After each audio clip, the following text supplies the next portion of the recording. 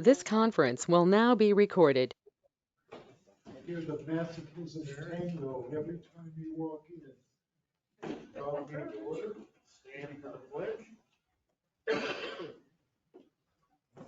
Allegiance to the flag of the United States of America, and to the republic which stands one nation under God, indivisible, with liberty and justice for all. Yep.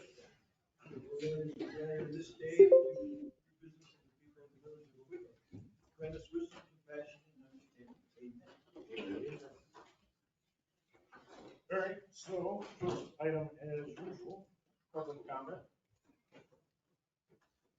Where we go? Peter? Get ready to go. So, for the record, my name is Peter Gordon, and tonight I'm representing the Friends of Evergreen. I'm going to help you guys get out quicker by not reading all of this. I've given it to Ron. Okay. We were questioned, the Friends of Evergreen, as not being a charitable 501c3 organization. Last Saturday I gave a free tour to the LDS Church of Evergreen, 25 people. We've written books, we have gravestone cleaning seminars, and we've raised a good amount of money.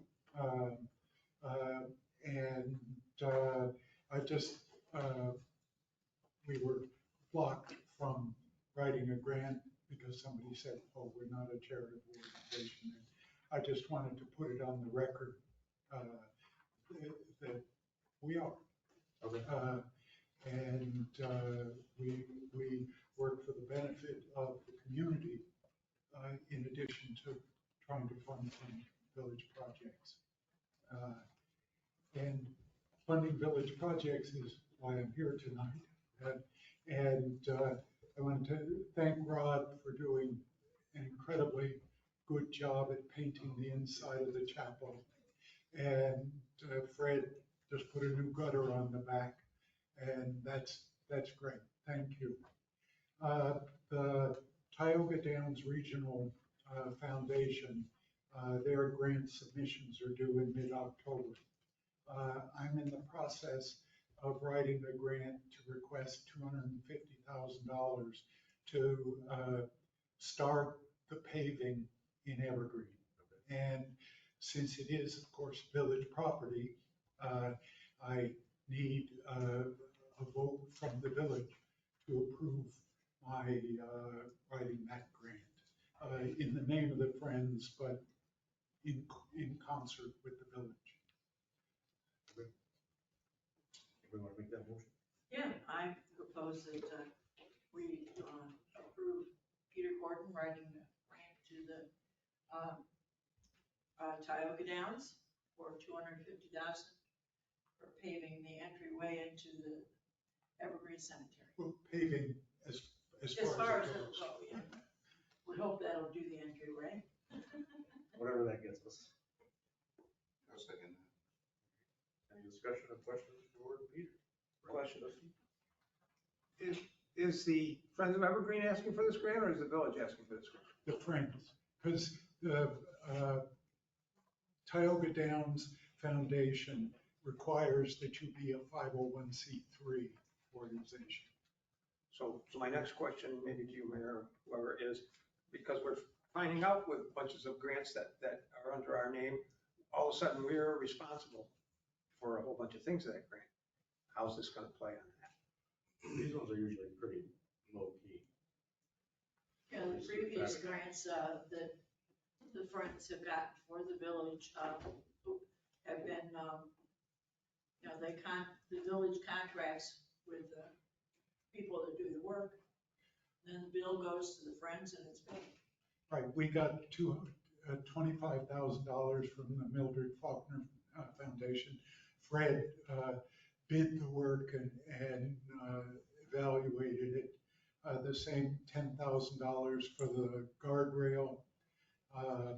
The restoration of the chapel windows, we sort of handled that ourselves, but that was a much smaller operation. But you know, that's not my question and concern. Yeah. Is because this is not going to be a state grant, it's going to be a private grant, say from Tioga Downs, that gives us that other leeway that we're not getting A lot less paperwork. on some of these other ones. Yeah. That was the deal with the parking lot. Okay. I agree with Pete, everything that we have done for that grant, as any grant that we have written, or you have written, that we have done, you guys took care of all that and paid it. Right. There was no paperwork or nothing. And I'm getting I'm this just right. saying that I'm getting this right. It's because it's through private foundations rather I'm than through the assuming, state. I can't answer that question, but yes. All right. But we can maintain our insurance and our tax status. I got it. Those aren't my words, but I appreciate that. There's not as much reporting and stuff as there is with state or federal grants. When we do those ones through our name, through somebody else, through the state, we end up having full responsibility for that grant. We have to pay everything up front. They give us the money back later and all that other stuff. That's the thing I always worry about, and that's not what to worry about here. And actually, that's something I'm writing into the grant, that all the money is going to the work. There's no overhead. I think Julie has something to add to that, Julie. Yeah, thanks, Charles. I have Annie Vest here from the National Hazard Mitigation Association. I know she's not on the agenda. Laura said she could speak in public comment to talk about a CRS-informed hazard mitigation plan, and she has to leave in 20 minutes. So Peter, I'm really sorry, but is it possible if we could just let her go? Is that okay? That's all. We're in the middle of a motion. So once we're done with that, then, Yes? Laura, Yes. Dave, Yes. Fran, Yes. Chuck, Yes. and yes. So, Peter, you're good? Thank you very much. Thank you, guys. And then, yes, Laura, now we can move on to Annie. Okay, great. Sorry, I didn't realize you were that close to being done. It's hard to hear in here. So thank you for responding to my frantically waving hand, because I'm just really glad to have Annie here, and I'm glad to have you all have the opportunity to hear from her. So she's from Oklahoma. She's at the Oklahoma State Floodplain Managers meeting, and she's actually giving a session on exactly this topic tomorrow. So this really is her specialty. She's a former state hazard mitigation officer for the state of Oklahoma. She now works for a private firm, and she works with communities on resilience. So, this is her long time career and expertise. And so I asked her if she could just share with you some information about what we talked about 2 weeks ago about adding CRS to the hazard mitigation plan and that additional effort. So Annie. Can you guys hear me okay? Good. All right. Well, thank you for having me. As Julie mentioned, my name's Annie Vest. I'm a certified floodplain manager, and I've been working in this space directly since 2010. So I just passed my 13-year mark. I'm coming at you from Tulsa, Oklahoma, which is the second in the nation to become a Class 1 in the community rating system. So our citizens here get 45% discount on their flood insurance. And much like your community, our community used to be remarkably flood prone. We were the most flood prone community in the United States in the 1970s and the 1980s, until a group of public citizens, not so dissimilar from Dr. Nucci, came together to say we needed to do something a little bit differently. And we built our stormwater management and floodplain management program. So we were one of the first communities in the United States to participate in the community rating system. I've been fortunate to work with the city of Tulsa through the duration of my career, including we just kicked off their 2024 update for their hazard mitigation planning process. So when Julie asked me if I might be able to say a few words on the importance of this topic and just the ease of incorporating the CRS planning process into the hazard mitigation plan, it was something that was really easy for me to do. The community rating system, Activity 510, is just part of the community rating system. But as it pertains to the hazard mitigation plan, it's actually just a process. So FEMA's hazard mitigation planning process has 4 steps, and they can be consolidated under the umbrella of the CRS planning process, which is 10 steps.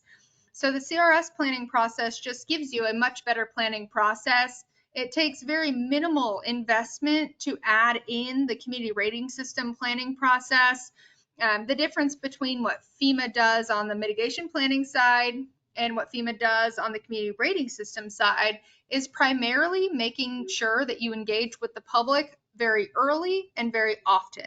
So it allows for citizens to have a voice in understanding their risk and then having a voice in understanding how the community is going to actually mitigate that risk.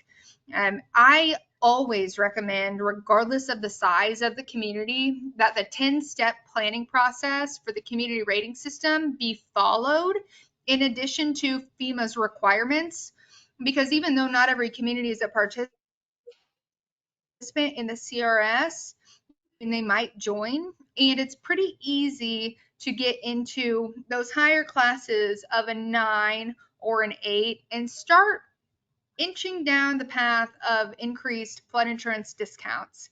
The community rating system is the only way to get insurance premiums decreased. And so that's really, really important as those flood insurance premiums are increasing.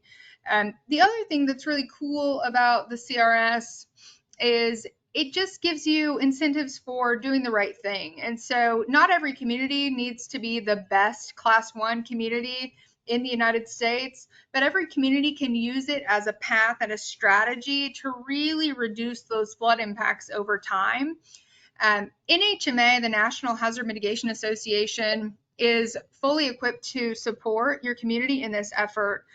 We are a grassroots organization. We have subject matter experts like myself that are available to Julie, your consulting team, whoever else wants to pick up the phone and ask any questions about this process. And that allows you all to get through this process during this hazard mitigation planning update and then also sustain it over time.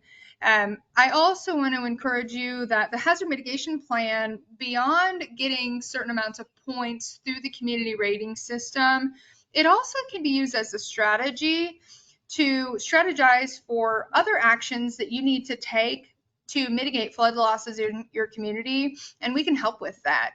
We can identify specific types of actions that you can include and hope to implement, and we can also help you identify different FEMA funding to help you implement those activities. This hazard mitigation plan, for example, it would have been eligible, and maybe you did receive, but it would have been eligible for FEMA funding. Anything related to increasing your CRS status is eligible for FEMA funding. Any sort of flood protection measure, flood mitigation activity is eligible for FEMA funding. And you all have recently been designated as a community disaster resilience zone, which sets you up for an increased federal cost share and additional technical assistance from the federal government. And so that's a lot of rambling at you, as I want to leave a little bit of time if you have any questions for me, but I can't stress enough how beneficial this would be for your community. You can Google Tulsa, Oklahoma and its flood program and see how much we've made in terms of strides over time by way of this same type of effort decades ago. And it continues to pay off leaps and bounds for us here in Oklahoma as well. So Julie, I don't know if you wanted me to touch on anything else in that quick briefing, but I'm happy to add any additional remarks or answer any questions.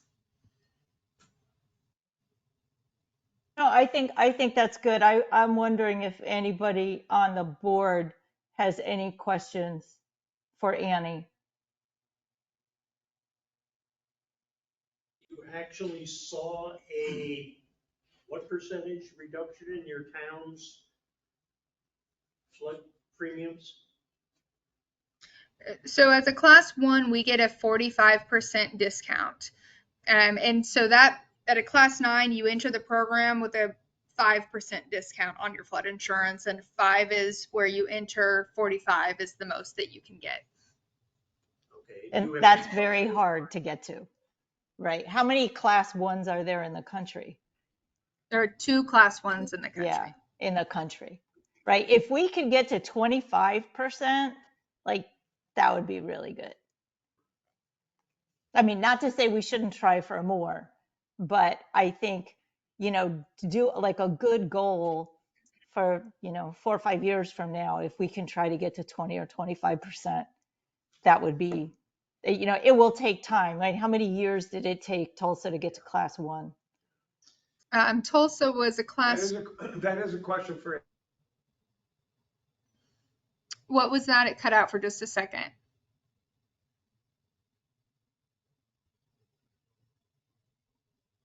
I don't hear them. Me either. I think you're coming back. are you back? We're back. Yeah, we lost you. So We lost you too. we're just asking for a vague general idea of timeframes on this. If we end up doing many things that we should do and can do, what are we looking at? We're trying to get to 20, 25%. But what kind of, you said that Oklahoma's been working on this for decades. What kind of timeframe are we looking at? Or thinking about? I think, the 25% being your long-term goal, that's a good goal. But I think you start smaller and understand that this is very scalable. And so you get through this planning process and clear up any CAV issues that you have. It's my understanding you may have cleared that up. And you work with FEMA Region 2 to go ahead and just enter the program at a class 9 and see where you are right now and what you need to get to that class 9. And once you're in the program, then you use this hazard mitigation planning process as your strategy to incrementally improve over time. Once you're in the CRS, you're reevaluated on a 5-year cycle. And during that interim, you can always request a modification to your score, but it's a really good way of thinking, okay, 5 years from now, I'm going to spend the next 5 years and I'm going to get to a class 7, and that's when I'm going to get X discount, and then work your way until you get to where you're wanting to be and where you can maintain that. So Tulsa went from entering the program to a class 2 in 13 years. And then it took them 20 years to go from a class 2 to a class 1. But again, a 1 is a huge hurdle to get over for them.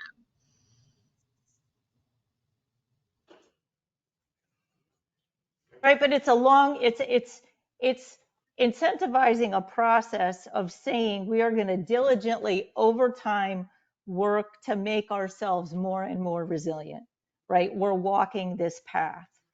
And what we put in the DEC, I'm still waiting to hear from the DEC for the Climate Smart Communities program, but we put in there that hopefully we enter the CRS by, year 3 and hope to get in it, maybe like an 8. So if at the end of this grant, we're at a 10% discount, we're establishing, we're at a 10% discount. And then you just keep going from there, right? It's not something that in 6 months we're going to be a class 5. That's not going to happen, but it's just good long-term planning. And you have to realize now, because everybody's rates are on this glide path, so we're still, it's going to be many years until we hit actuarial rates. So we can get better as the rates are going up.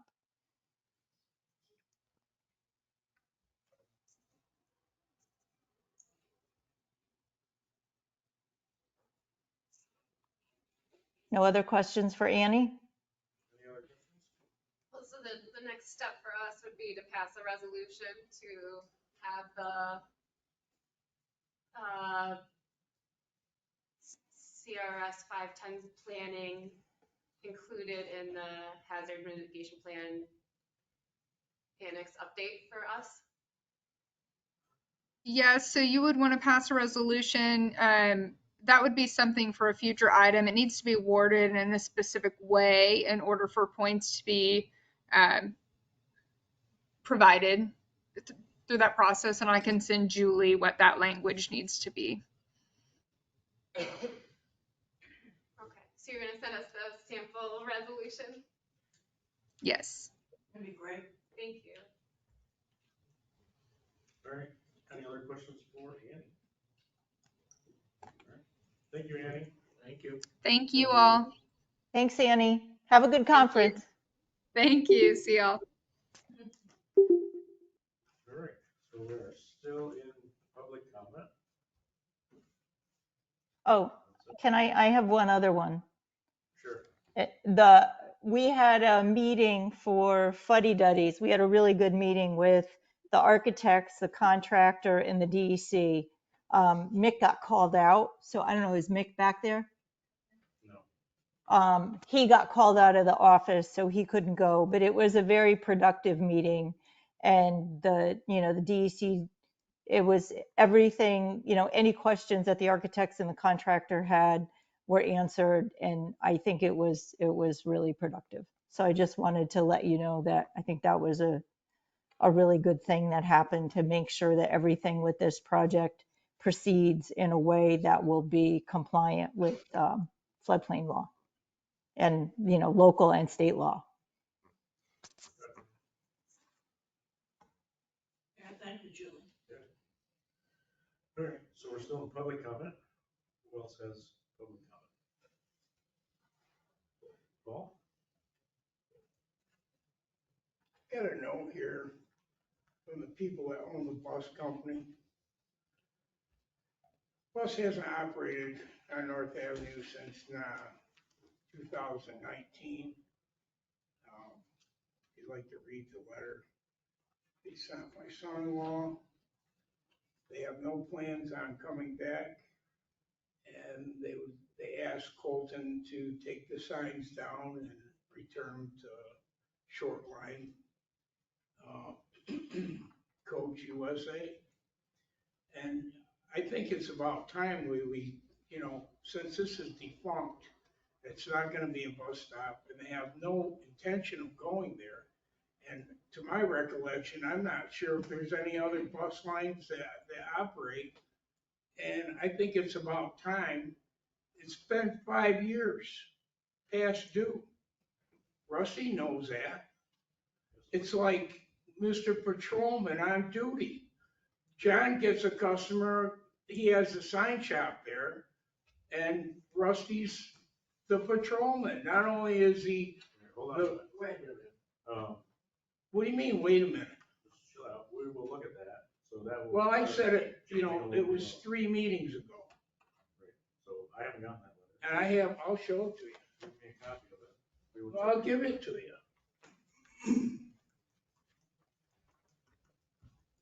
Thank you. So It's getting, it's like I said, we got a one-horse town. It's ridiculous. We'll have to look at that because it's in our local law that that's a bus stop. So. Well, I think it's time you start thinking about changing the local law. Is the lawyer here? He's online. I got a question. How many dollars an hour do we pay the guy not even to show up to the meetings? Can he answer it? We pay him a flat fee per year. When does that get bid out again? It's a professional service, so it doesn't get bid out. So you just hand it to him? Unless we're not happy with it, then we change. Well, I'm not happy with the lawyer not coming to the meetings. I've had my neck operated on twice and my back operated on 3 times. I really think it's embarrassing. You should have a camera over here too, or a television on this side, so I don't have to turn my head.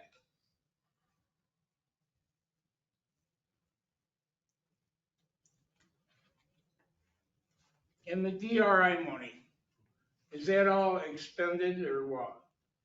It's all accounted for. I didn't mean that. I mean, have they spent everything that's available?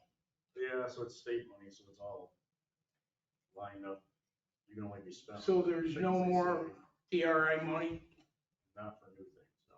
I mean, there's still projects that aren't finished. Is there a list of the projects so I could look at them? So here, we can get it to you, I don't have it like right here, but yeah, I mean, eventually. And then why didn't they bid out the sewer project? I have a lot of relatives that are in the sewer reconstruction business. And they do a lot of work for the company that did the work. And they usually get that sub to them. And I'm just wondering why any of that wasn't looked into, why you just hand it to the contractor that doesn't even do the sewer work. When Bolthar gets a big sewer job, they usually bid it out to these other contractors that I'm related to. That's a Bolthar thing. So Well, Bolthar bid no, out I mean, the how many bids bid the sewer project? I think that was the- What's that? Me, I'm the engineer who bid out the projects. The sewer project wasn't, a single project that was bid out in order to get more Well, competitive okay, how many bids. bids did you get with that whole project? We got 3 bids for it. 3 bids on the Actually, sewer? we got 5. I think we got I think we got 5, yeah. Yeah, it gets put out there, and It's whoever not- bids on it, bids on it. Yeah, it wasn't just the sewer though, it was the sewer, south side Well, lighting, and the parking lots. Wouldn't you think you'd want to break it up so you get the best bang for your buck? Because No, that's usually how it's done. You know, sewer people do sewers. Paving contractors do paving. I beg to differ with you. that's fine. I can have that prerogative, right? Can I make a comment? Yep. Every project that is put out to bid is publicized. And we go with the people that respond, right? Yeah, we have to. By If law. they don't respond to the advertising at the time, Yeah, but I then never they don't saw, get a chance. I do know contractors that bid on sewer projects every day of the week. And I didn't see that part of it bid out, is what I'm saying. But it was bundled with. And that was, yeah, bundles. I'm not talking about bundle, I'm talking about sewer project. You know, usually the sewer people get sewer projects. So we bid for a general contractor subs. And then that was a private line that became public. That's true. Was there any public input? There was through the whole DRI process. There was tons and tons of public meetings, like 20 of them probably. About the sewer?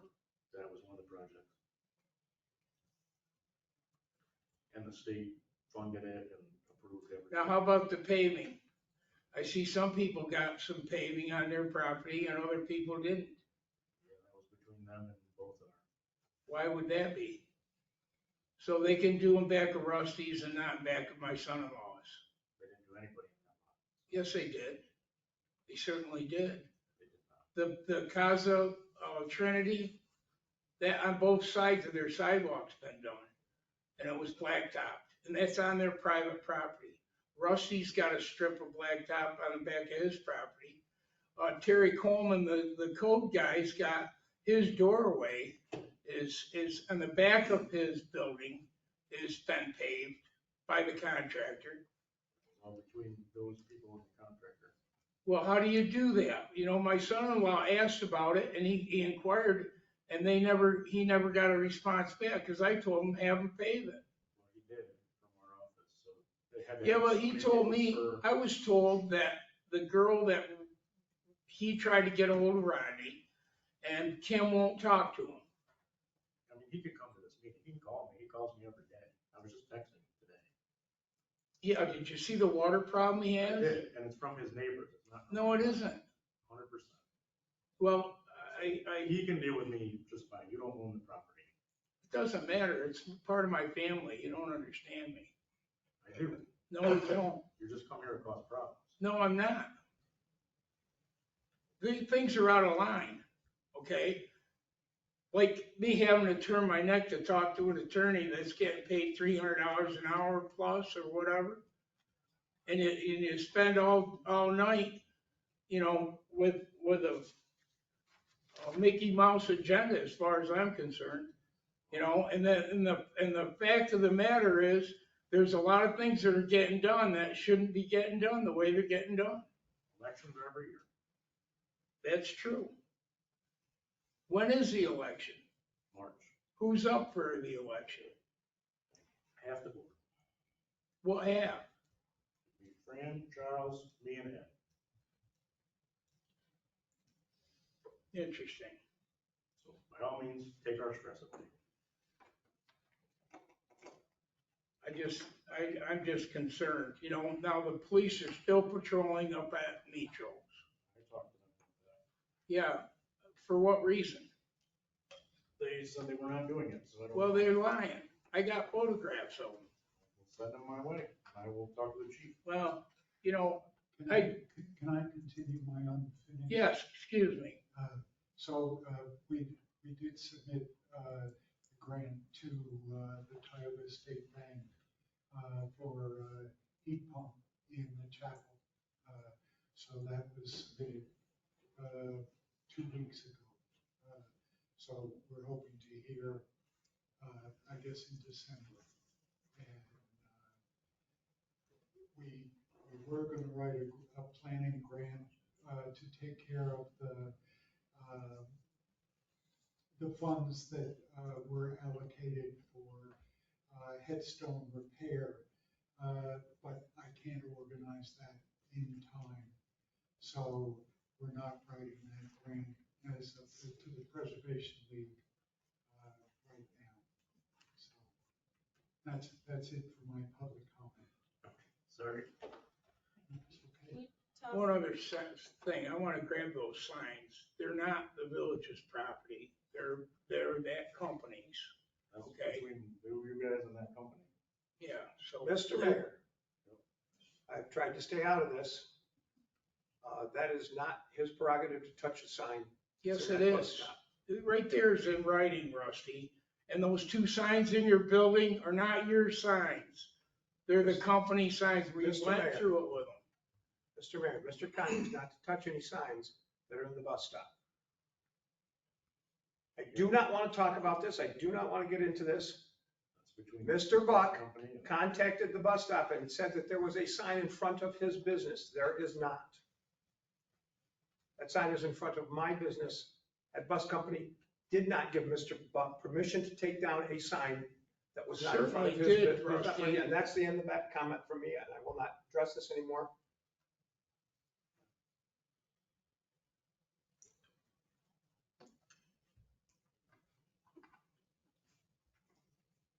Can you read, Mayor? I can, Did you read it? not yet, but I will. We ought to. And you know what? I was 100% right 3 meetings ago when it was that I mentioned this thing. This has been an ongoing thing for 5 years. There hasn't been a bus there. There's not going to be a bus there. Those parking spaces are valuable commodities that they pay a lot of taxes to have. They have a Airbnb upstairs, and guess what? When they stop to get up, Rusty's out patrolling. I think it's ridiculous. And Rusty's condition of his building is deplorable, just like the one that his mother I'm owned. gonna have to stop you, Yes. Mr. Conti. Well, Mr. Conti, You know what? oh, yeah. No, we have to stop you. We're not Well, gonna have it's- you you sit know what, here it's- and crucify our board members. No, You I'm can not. dismiss I'm not yourself. just telling you exactly the way it is. And like I said Thank you. before, You he'll stated be your in problem. litigation. You stated your problem. I understand. Yeah, okay, very good. Have a great night. Thank you. All right, still in public comment. I apologize for Second. talking again. I was just trying to. Break it up. All right. Any more public comment? I have, Wait, no. how many people have to be at a historic meeting to take a vote and have it actually a quorum? 3, and they have to be in person. Thank you. Yes, so that was not a quorum.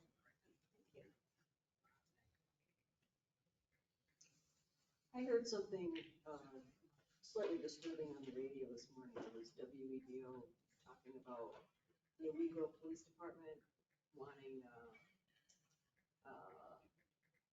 information on the drug deals that are going down that are causing actual deaths. Do we have numbers on how many people have died from, is it fentanyl laced marijuana? What is the drug? I'm not sure specific, it's fentanyl is something. I know I don't have details on why they put that out as far as numbers. And we can get them. Yeah, I mean, they said anybody who had information to contact the Owego Police Department, their special hotline number. Yeah, they put it out on Facebook. So there's definitely something going around that's not good, but I don't know exactly what that is. Yeah, well, it's, there's all kinds of trouble in Endicott too, but. Right.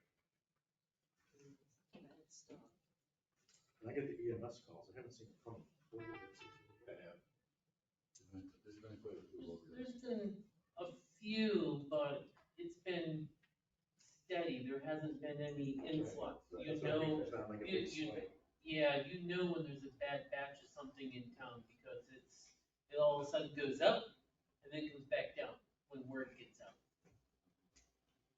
So I haven't seen that big, so I don't know what route they're gonna put down, but we can find out. Thank you all. Thanks, Peter. Thanks, Peter. Thanks, Peter.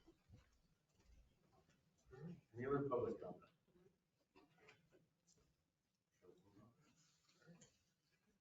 Yeah, let's go to James and see. Rachel's hanging out with us tonight.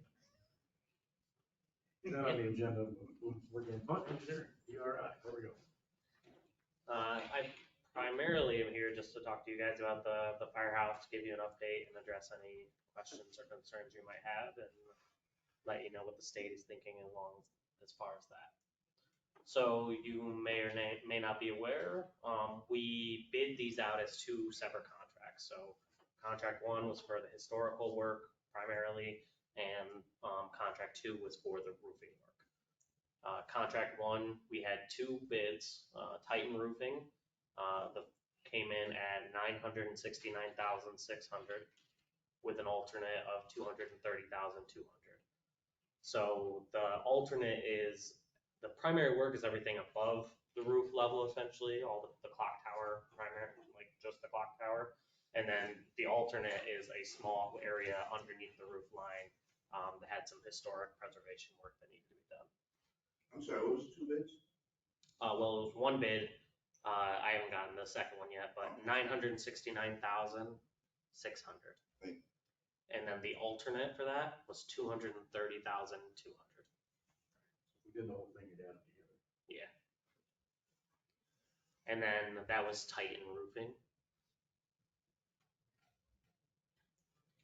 And the second bid was from Streeter, who bid $844,000 with the alternate of $150,000.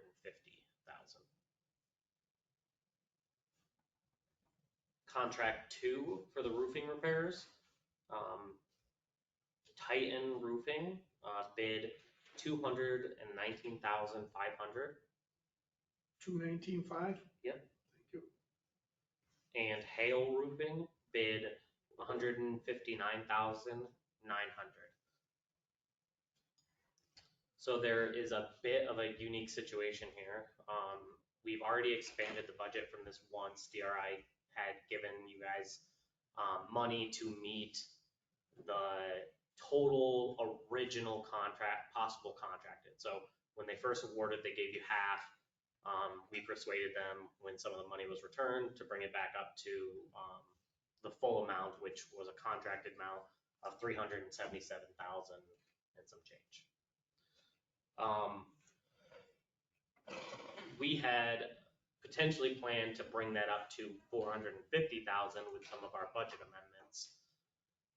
Still nowhere near what we need for what we were quoted for the historical preservation portion of this. Even after all the expansions and everything, you know, the cheapest price we're looking at is a hair under $1 million. And that is just for the historic restoration. The roofing, however, is very affordable, $159,900. We could easily do that for the amount that we have. Now it's a concern of making sure that if we approve the roofing work, that we don't lose the extra money. We want to be able to spend that as much as we can to whatever extent that we can, whether that means moving it or spending it on the firehouse, whatever the state will allow for that. So we're waiting for a response from the state to pursue either approving the contract for hail roofing for contract 2 and requesting change orders to add some additional items to the scope, such as cleaning the hazardous material, hazardous waste that's around there, and sealing the clock tower at least, so that you would have one part of the structure that is completely watertight. I don't think that'll bring you up to your full amount, but we're trying to figure out what exactly our options are. The other option is to go through this TIPS program, which is a cooperative purchasing, if you're familiar with that. It'll allow us to choose any contract we wish.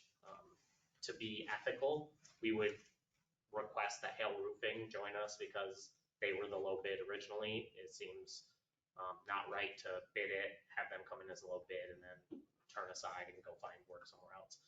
But the TIPS program will allow us to bring some of the prices down for, because this is just roofing, it can fall under a regular maintenance item, which is a standard contract for cooperative purchasing.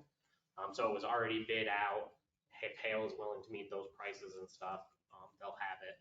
But it also gives us a lot more leeway to work with them as far as spending the contracted amount. Whether or not the state is going to allow us to go through cooperative purchasing is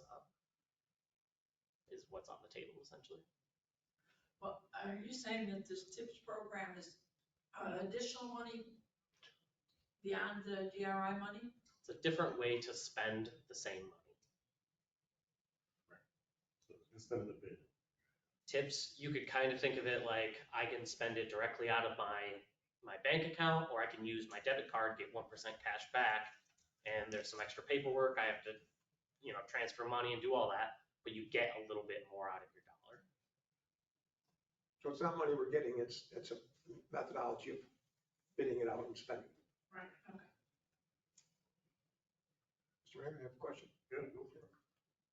So if we do the roof and the 159, that would have not been the roof where the clock tower is, it would be the other part of the roof, or is it roof where the clock tower is? Not roof where the clock tower is. So we need to, if we leave that clock tower there in whatever shape we leave it in, we obviously need to someplace in there, and yeah, because the clock tower leaks from the outside stuff, someplace underneath the clock tower, there needs to be Yep. So a roof built under there and sealed. Yep. So our first And the order of base or business something. would be to coordinate a change order with Hale Roofing or organize with them through the TIPS program to make sure that that's all.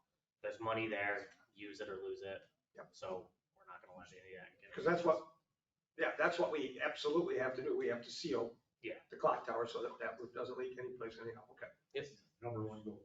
Yep, that's the deal. That's the first thing. Yep, stop leaking. I have a quick question.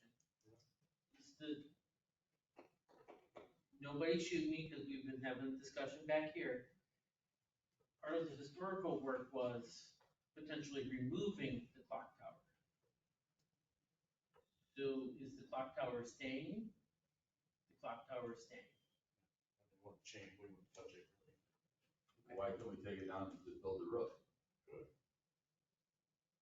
We could discuss something like that with the contractor. I'm not sure how I'm much just saying it's gonna flexibility. cost you $1 million to fix a clock tower that you're not gonna fix anyway. Yeah, I agree. So it would be an option to do that. But it might be considered work beyond the scope of funding. We might be able to do You're this. saying we had enough money in it to fix the roof in the first place, but we didn't have enough money to fix the clock tower. Yeah. So why couldn't we fix it, make sure the roof was good structure? Because it's two different types of work. You can't just take down something that has historic significance. Like it's on the registry, Gotcha. there's a lot of. I just asked the question, I didn't know. Yeah, no, it's no problem. That's why we couldn't do, so originally if we had this project and it was just the roofing work, we would have 100% went through TIPS because we could have avoided the whole bidding process. We Right. could have worked with whoever we If we weren't thought was fooling with the best. tower at all. Yeah, Right, that's what I'm getting at. and just doing that. If we went through tips, could we do it that way? I don't think we can remove it. Oh. It's still considered historical work. So I have to check on that. I'm not a historical So, but expert. but in theory, if we fix the structure that is there now, that clock tower, who just said it's not gonna leak in the first place? Well, We're gonna fix underneath the clock tower. I understand that, but what happens if, you know, above that? Clock Still tower could- above that's still going could to leak. Okay. It's got, It's going to eventually. there's wide open things in it. So it's not a sealed up thing, it's gonna leak. it'll Right. continue to decay. That's what I'm getting at. It's gonna, my knowledge of roofing, that if you fix one, it's something's decaying, it's gonna make the whole roof decay. Well, they're gonna seal the top of it at the bottom of the tower. So essentially that'll just be ornamental from there up. It'll just be something that's almost like set on top of your roof in a way. I thought it was the structure of the roof. Isn't that built into the roof? The clock tower? I mean, it's a tower that goes up. There Through have, the roof rafters and stuff. yeah, but I mean, you could quarantine that part off. And They're gonna have to build a new piece of roof there. That's what I'm getting at. That's what they're gonna do. yeah, we would do that as We're gonna part have of to do that. as part of the change order and stuff. We want to make sure that Hale, I'm sure they are capable, but I don't want to speak for them. Right. I was just asking. Do we have to get the state to approve us eliminating the clock tower? I have to double check, but from what I recall, that was on the table at one point. It was. And so I don't know why we would have to get approval for them to do that. It would be more of a SHPO thing. Yeah, yeah. When you say eliminating the clock tower, you don't mean tearing it down, you mean just not working on it. Tearing it down. Oh, tearing it down, well, that's another whole. Yeah. That's different. That's a ballgame. SHPO thing.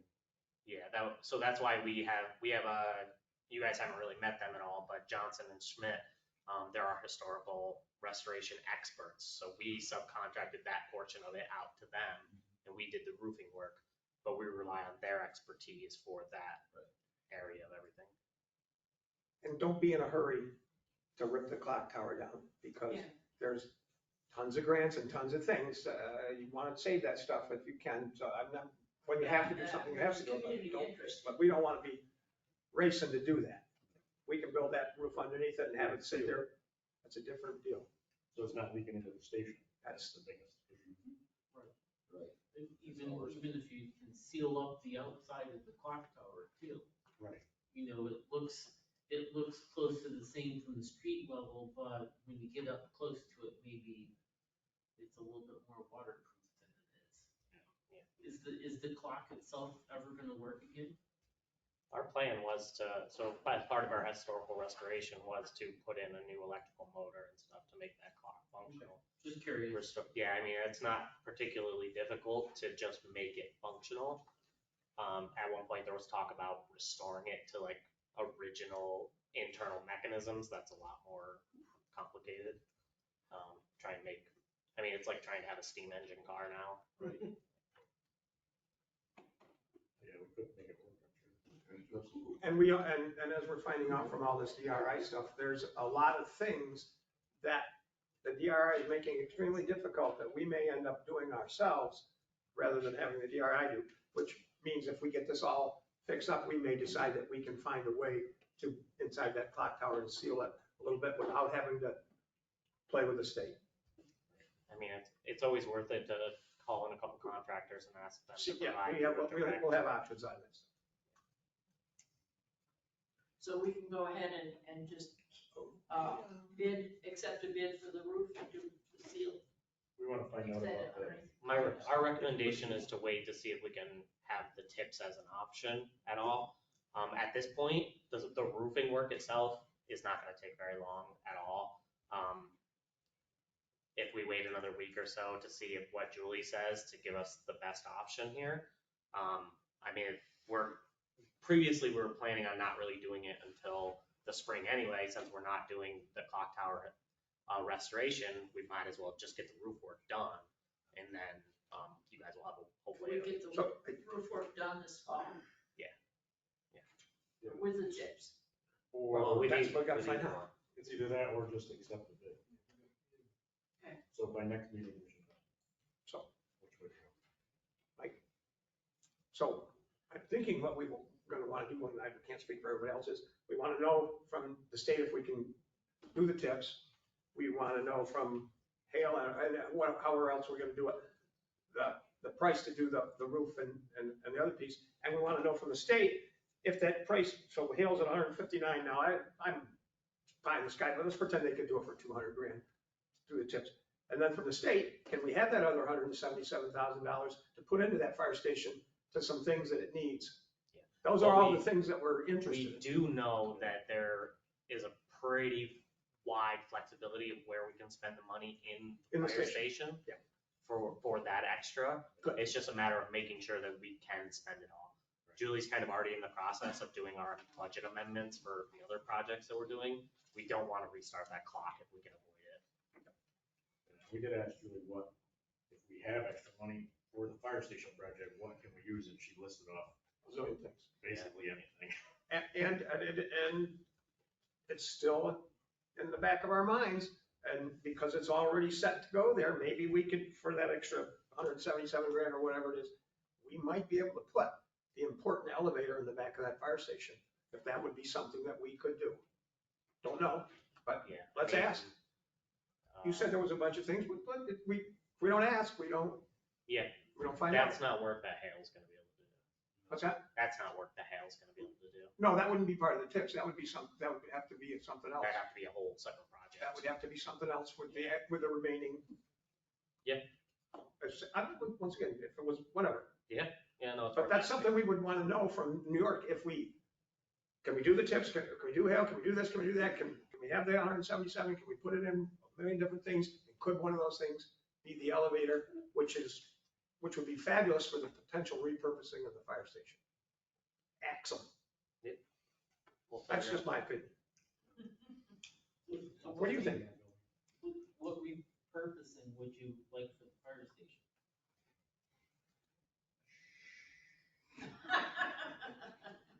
We all know what Russ is talking about. No, what I'm talking about is when we started the whole DRI and everything, everybody, it had to be, oh, maybe you're gonna do this, maybe you're gonna do, oh, yeah, we could possibly repurpose that, yeah, let's put that in there. Because we might, who knows, we might repurpose it. Got that? Next question. Yeah, you wanted, Could be used. that's what they wanted to know. I'll take it. There you go. James. Who were the contractors that supplied the two bids? The two For the 19? roofing are Titan Roofing and Hale Roofing. So Hale. Titan bid on both contracts, Streeter bid on just the historical, and Hale bid on just the roofing. So Titan and Streeter on the tower and Hale on the roof. Hale and Titan on the roof, Titan and Hale on the roof, Titan and Streeter on the tower. Got that? Okay, I'm sorry, I didn't know. Thank you. In the meantime, anything on any of the other projects, Southside lighting will be done here as soon as the lights come in. I've had assurance of them that they can do the lighting under any weather circumstances, short of, safety type hazards. But, they're seeing a little bit of shipping delays with those kind of things. Parking lots, we'll be doing some striping, and those will be pretty much wrapped up. Julie is working on our budget amendments. We are trying to host our kickoff meeting for Marvin Park. Unfortunately, I'm having a hard time getting my contractors to agree on a day. It might be Friday now, or maybe we can potentially, no, Streeter's the main contractor, we have to have them. So we're bouncing that around. Hopefully I can get them going by Friday. Trails are moving ahead. We did some wetland delineation. We're gonna adjust the actual trail itself a little bit to avoid some wetlands, so we don't need to go through any complicated permitting. Where's this? Up the creek? Up the creek, yeah. Yeah, we haven't really talked much about this project in a while. I'd sure like to see that before that gets done. Yeah, we've sent you the preliminary plans. As soon as we adjust it for the wetlands, we'll show it to you again. Yeah, I mean, reminder for that one, that we're doing as little as possible. Essentially, we're gonna use some plantings to block off old paths. We're gonna clear and shortcut some grass and compact the ground so that doesn't get mushy when it rains, minor grading.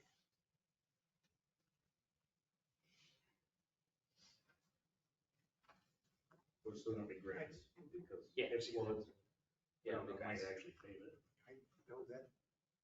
Okay, I need to see that because I know that stuff pretty well. Okay, quick question, where are we on Marvin Park? So we were supposed to get the contractor with the phase 1, phase 2, et cetera, so how did that all turn out with that? So they signed the change order with the contract.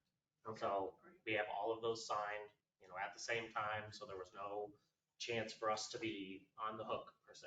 So we're gonna do phase 1, So we're gonna do phase 1, which is exactly the amount that is contracted that you guys the have. 12.7 or whatever it was. Yeah, And then phase 2 is, and then phase 2 will be based on Julie's response for the budget amendment. remind me again what the numbers are if you have them. I do not have them handy. But it was 12, I wrote it down, 12.87 or something like that for one. Yeah, What was the phase second 1, piece? the second one brought us just over 2 million. So like it was like 2.1, maybe 2.05. Okay. All right, so, and I believe the increase that we were looking was for 800,000. was what? Was 800,000. Yeah, I remember that.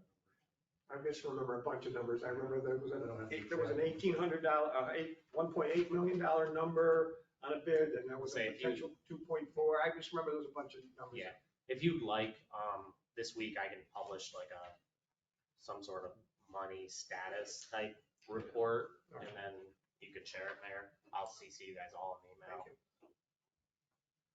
I think it's- Yeah,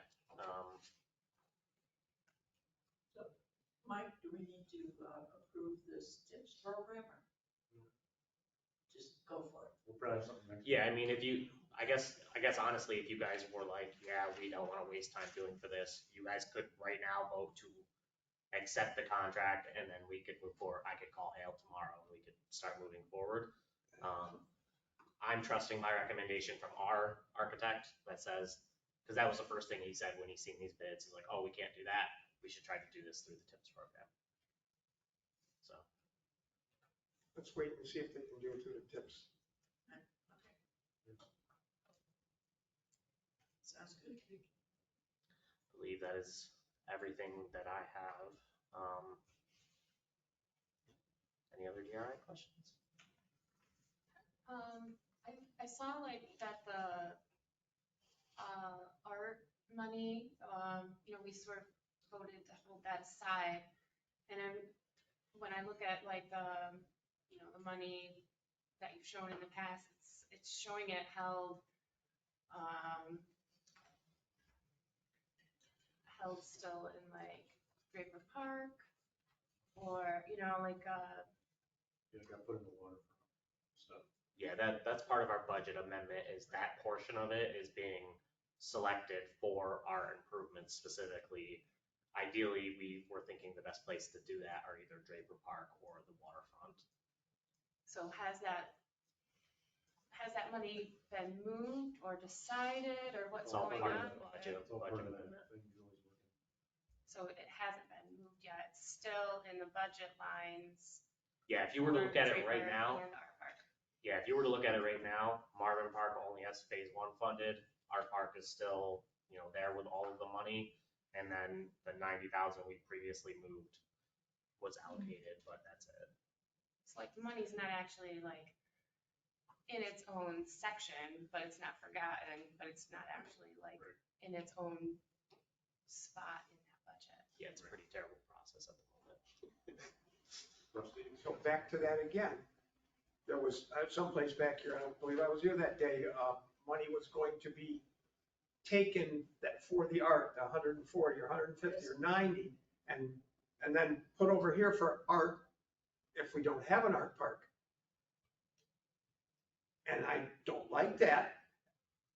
Money from that art park suddenly goes to art somewhere else that we didn't plan on, we didn't do anything. And if there's $140,000 or $90,000 and we have fire station roof or other places where we need that money, that's where I think that money should go, rather than some nebulous art thing that was never part of anything that we did. So unfortunately, that's the state's decision. They told us we had to put that money into art. They are gonna approve a budget amendment, and they're not gonna. Julie's direct quote was she doesn't feel the state will have appetite to increase the fire station budget beyond what it already is. And I use that as one example, but I'm not necessarily a big fan of that 140 or 91. I don't know how much did we put aside? Yeah, I think it was You 90. think it's 140? It was 140 for the art. I thought the 50,000 was what was left over from the art park, and then we added the 90,000. But we put that aside somewhere, or we kind of put it aside somewhere. Yeah. Well, I have the numbers written down. and this is gonna seem, we're not gonna go real far on this, but if we got $140,000, we've talked about this casually, we might seriously think about fulfilling part of what we were gonna do with the DRI in the state. We might pave over the pit and have the 24 parking places that we were supposed to make there with the art park, and have that paved over the top of any contamination. That might be a place to put $140,000. And that pit becomes usable in a number of particular ways. That might be But I thought we couldn't use the DR money to do that, and that we're gonna have to come up with our own money to do It that. gets sticky, I don't know that we can't do that. because it's not really our money, that's the problem. Yeah. Because that's a good idea, just turn that into. Well, because we're half fulfilling what the DRI said to do. They said it's supposed to be creating parking. It was actually supposed to be down there. It was supposed to be a half of a parking lot, half of a park. Well, maybe we can do that, half of that. Maybe we can do the parking lot part. I'm just, I'm not saying it's a bad rather idea. than putting that money into the 3 big statues that we were gonna buy for $50,000 a piece, maybe we wanna do something. I'll tell you that the art park is significantly larger than even if you added all 3 of the parking lots you did together into that spot, and you spent 500,000 on those. So, I mean, 150,000 isn't gonna get you a parking lot in there. Either way, we have to wait to see what the state says we can really do. Yep. We gotta be careful, we're getting into kind of an à la carte mindset. Yep. And that's not really what we're. But that's what we're doing, Julie's that's trying what we're doing with moving the money to art some places, and that's an à la carte mindset too. Agreed, but we had to make this was, you know what, probably a month back at this point. We had to make a decision because we can't just show floating money on the budget amendment for that. And while it wasn't forced to us, Julie did say strongly recommend that you keep part of that in there, because the state isn't gonna have an appetite, her words, for improving the firehouse more than it needs, putting more money even into Marvin Park. Even the Marvin Park stuff, likely the only reason that they're gonna be interested in that is because we already have a set number for it. It's achievable, if that makes sense. Yep. And the state likes the art kind of stuff. But once again, maybe there's some things we might do in the pit for 150 grand. I'm just saying that. Yeah, I mean, we'll see what they say Yeah. once the budget amendment is approved. Unfortunately, it's not just our money that we just get to. I know that, but that's why we're asking all these possibilities. Have we gotten any results back from that soil testing? Yeah, I believe I issued the environmental report to everybody a couple weeks ago. Yeah. I can send it again. Quite the report. Yeah, I mean, if we were gonna do it, we were like, screw it, we're gonna do it right, and we, went full bore on the whole thing. We had all the tests done, You send it out. we sent all that out. It's a 30-picture Can you give the 30-second version or no? not as a structural bridge traffic engineer now. They found some stuff in the soil. They recommend we clean it up. I guess that's But the the 30-second DEC is not word. making us clean it up. They're what? They're not making us clean it up. The DEC is not. No. It's not that bad, but there's stuff. So the there that should DEC be. does not want to take a firm stance to say you can't do the project and you have to clean it up. Because if they say we have to clean it up, well, then we have to spend money on it. And if they say we can't do the project, well, that means almost any development can't be done. So while the project could be done, something could be there, they won't tell us that there's no expense to do any soil remediation either. They won't put that on themselves to do that. And did and even though you don't know it, did your company that did the soil, did they give a recommendation along that, or what it might be to do something with it? Well, yeah, I mean, their recommendation is to, when you're doing the project, to remediate the soil, and they give a couple ways to do that, Okay. you know, most of which is replacing it with borrowed fill that, you know, is clean. Okay. It's usually the easiest way to do it. But ultimately, the thing was, the soil contamination really was just a feather on top of an already very burdened budget. Okay. That would probably come in double what we did that. Yeah, don't even get me started. You guys, Yeah, for what it's it's gonna worth. come in double too. Yeah, for what Everything's it's, coming in double. for what it's worth, you guys aren't the only ones. This double seems to be about the magic number these days. We need $20 million, Dave. And I wish it was just a check that they gave us and we just did what we wanted with it, but it isn't. Yeah. If we got 20, we probably need 40. Yeah. You gotta spend it faster. Yeah, well, that doesn't help either. Yeah. And they gotta pay us back. And we give them all that. That's why I'm not in financing. Me either. Alright. Anything else for James or about the DRI? Brother wants to. Can I ask a question? Thank you, James. So the art park is done then, right? No. Well, Not It's still up in the air. So ideal path is there would be no art park because the money is kind of somewhere else and we've requested a budget amendment. So if everything goes the route that we have, you know, chosen to go, there will be no art park. If for some reason, the state declines our budget amendment, we will spend that money in that park. We will do something. And we will do Rusty's parking lot. Do what we'll do something. Yeah. Parking lot with a single $500,000 bay in the middle with nothing. No, this is just me. This is just me. I'm annoyed about something, and I'm annoyed about fire station, and we gave you 377, and it can't be more than that, because that's what we said, and it's gotta be that.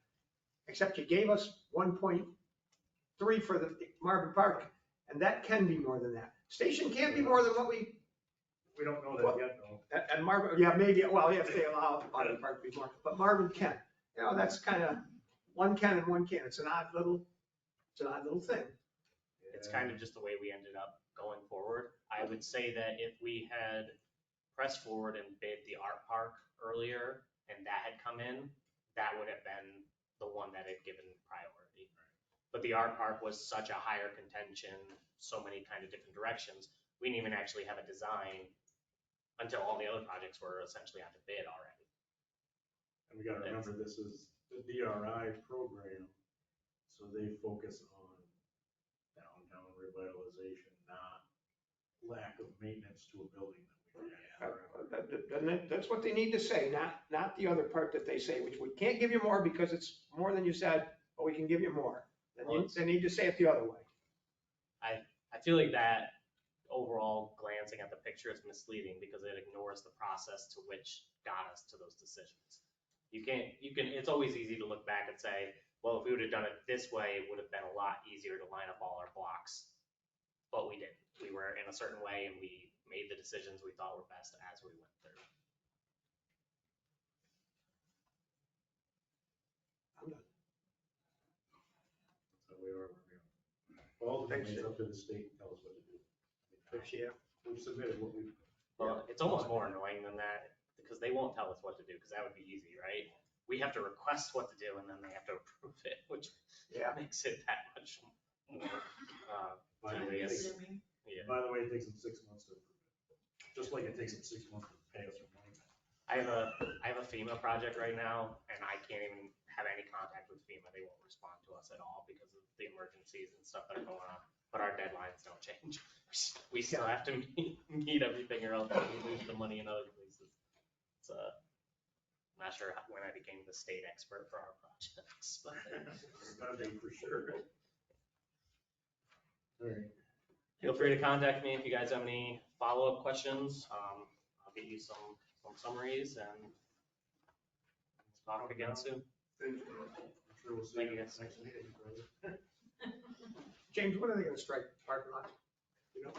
ASAP. Yeah, I mean, they're not looking to wait. I believe they just finished the paving this week, right? Did the steps. Yeah, they poured the steps today. That was really one of the things they were waiting for. They wanted to get that done before they paved that little bit.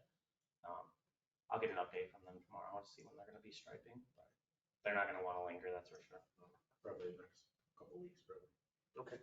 I'd like to hear that it's gonna be this week. They're already a little bit behind the ball, so. Because they want to get out of here, so it might be. Yeah. Thank you guys. See you too. Night. All right. James is done, so we'll go to the department head reports. Who's next? Dirk? Okay. Try to do short and sweet. Let's see, for the month of September, or, yeah, August.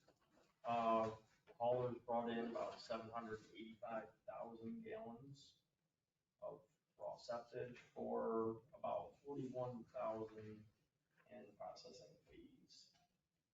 In the meantime, we've sent out to various entities, probably about 207,000, or yeah, 206 wet tons or cubic yards to help out farmers and locals alike. What about the end product, the sludge, or what do they call these The days? class A biosolids. The fertilizer. Yes. It's called topsoil. Right. Topsoil. Yeah. Miracle, there you go. With construction continuing, we've been trying to work with people if they ever let us know what they're doing. To recover manholes, recover, revitalize, find, raise, lower, whatever.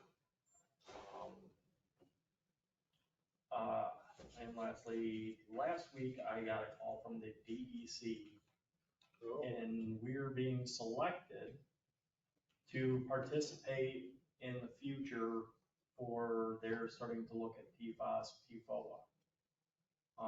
There's no firm plans right now, they were just kind of warning us that it's coming.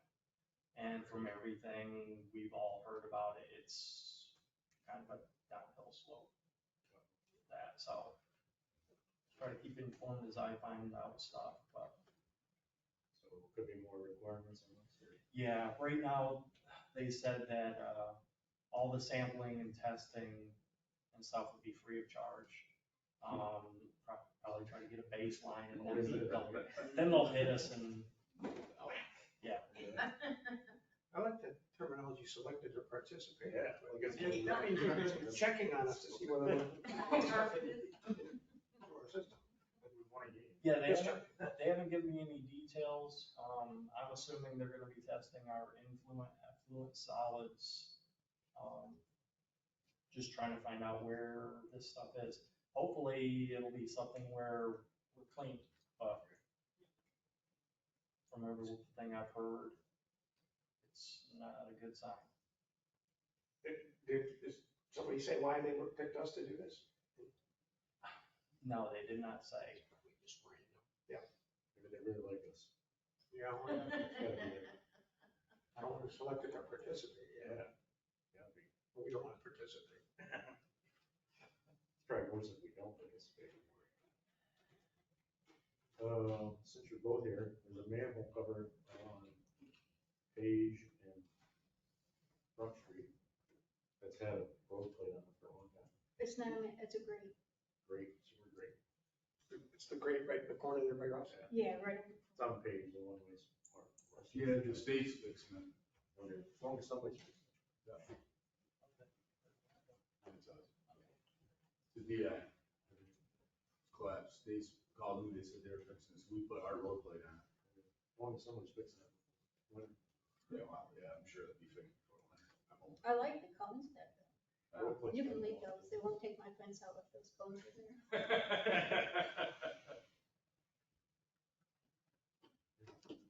Anything else? Anybody have anything for Dirk? Thank you. Paul? Are they fixing the state gonna fix the grate next to the station? I assume they're gonna do that. I see your side of your road's not done, so No. maybe they're going to. Alright, well, I don't if it's still there in a couple days, I'll send you a picture. Okay. Send it to the state and say, fix it, please. Let me know as soon as I can stop work tomorrow. Okay, it's And I'll a talk to great, Anthony. Was that his name, Anthony? That was his name? Andrew? Yeah. Anyway, it doesn't matter, I have his number. it's the drainage right there. Temple? Yeah, Temple and the station side, Temple, I'm good with that, yes.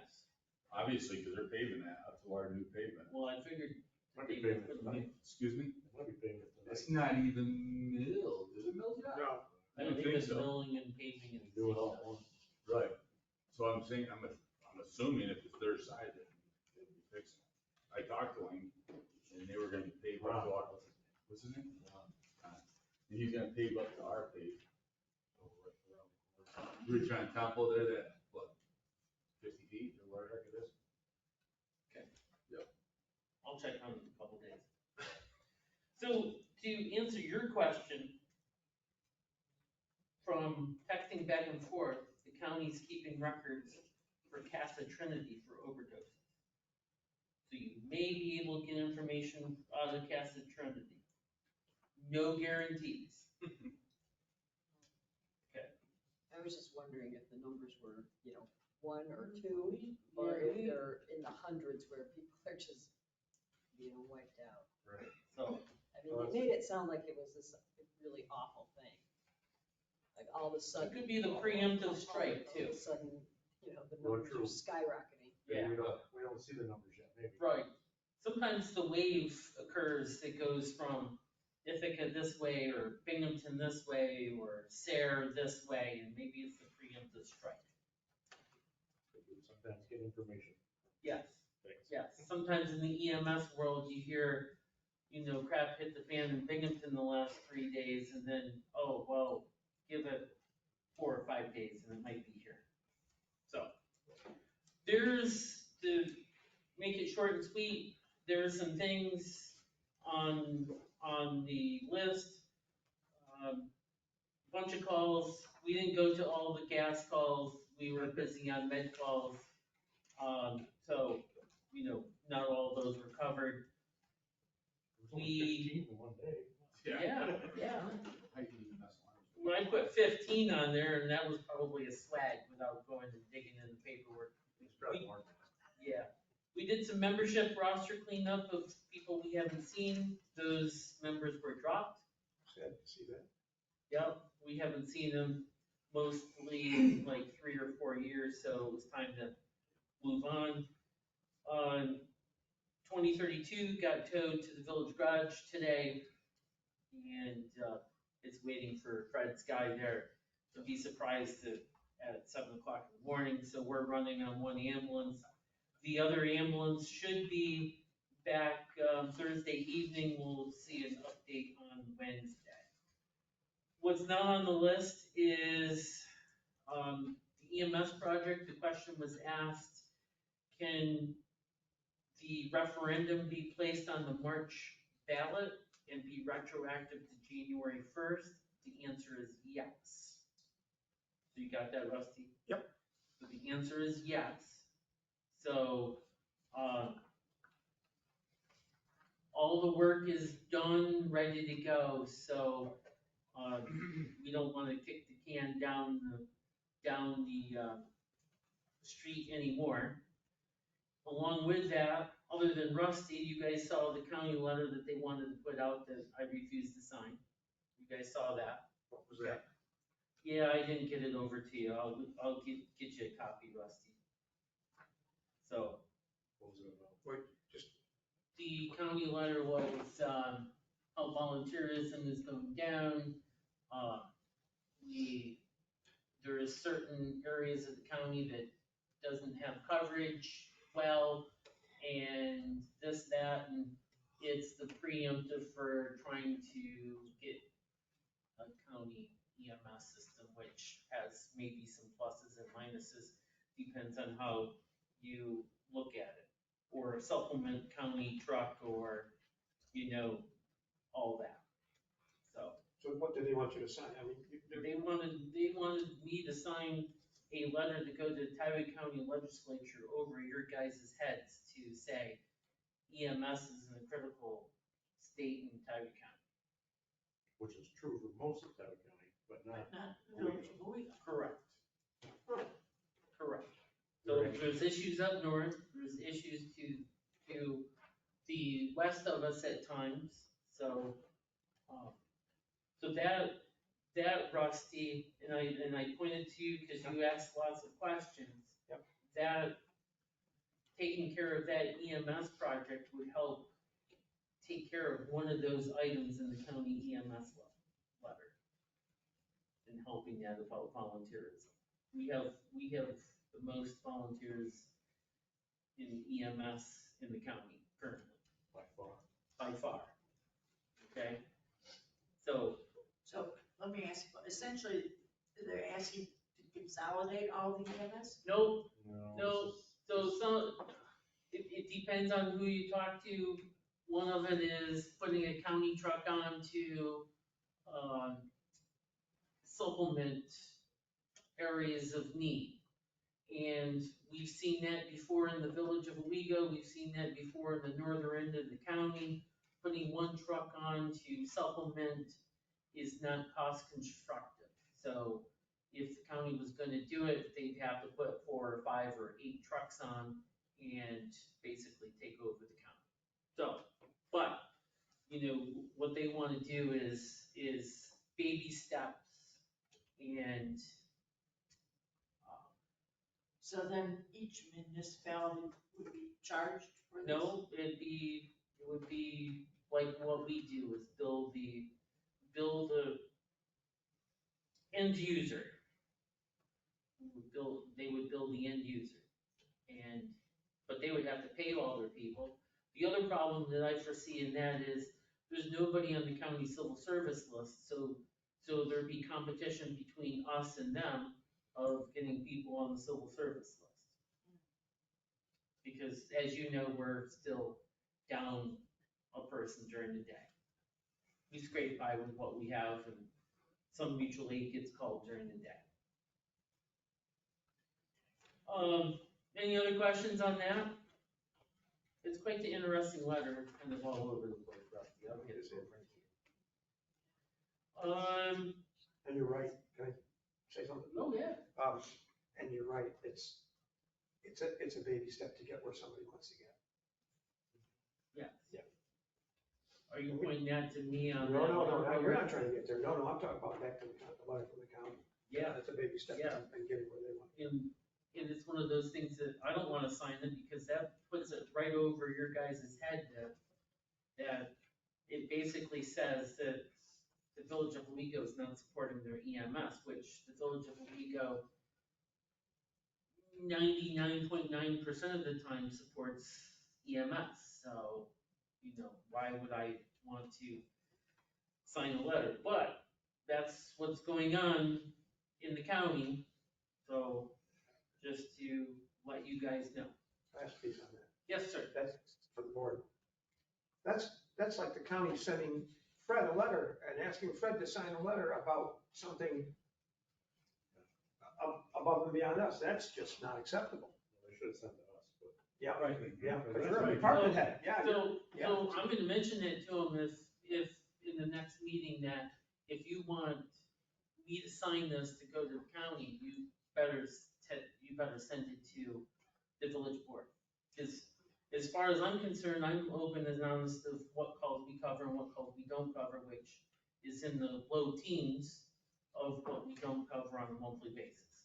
So Yeah, we have an excellent department. so,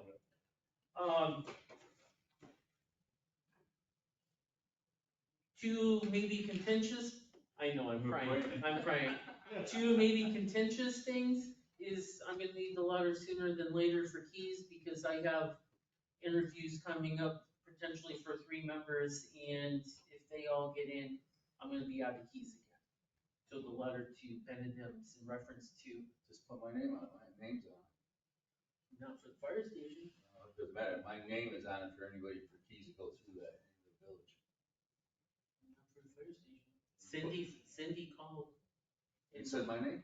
Yeah. Well, I'll have Cindy call again tomorrow. Yeah, because I had to fill out paperwork to get those keys made for the DPW. Okay, I'll have Cindy call tomorrow. My name's on the list. For the DPW, for the fire station. For all the keys in the village, yeah. Okay.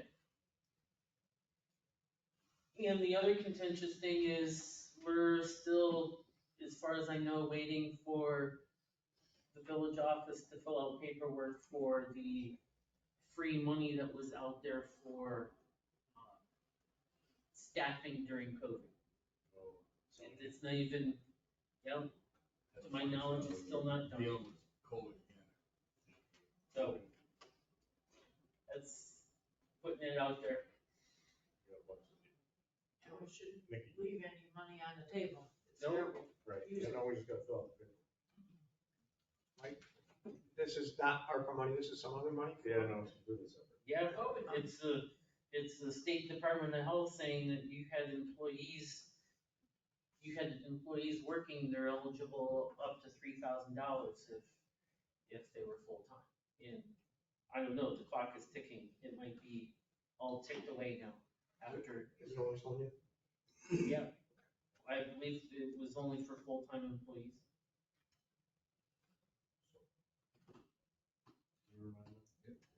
So is that for all village employees? No, it was just for medically oriented, Okay. compensated employees. AKA R1 during the day. Let's do that. Well, it's over here at the village office, and I hate going over their head, but, We will vote. okay. Thank you. That's it. Anybody have anything for EMS? So what else do you need from me, Rusty? Just whatever.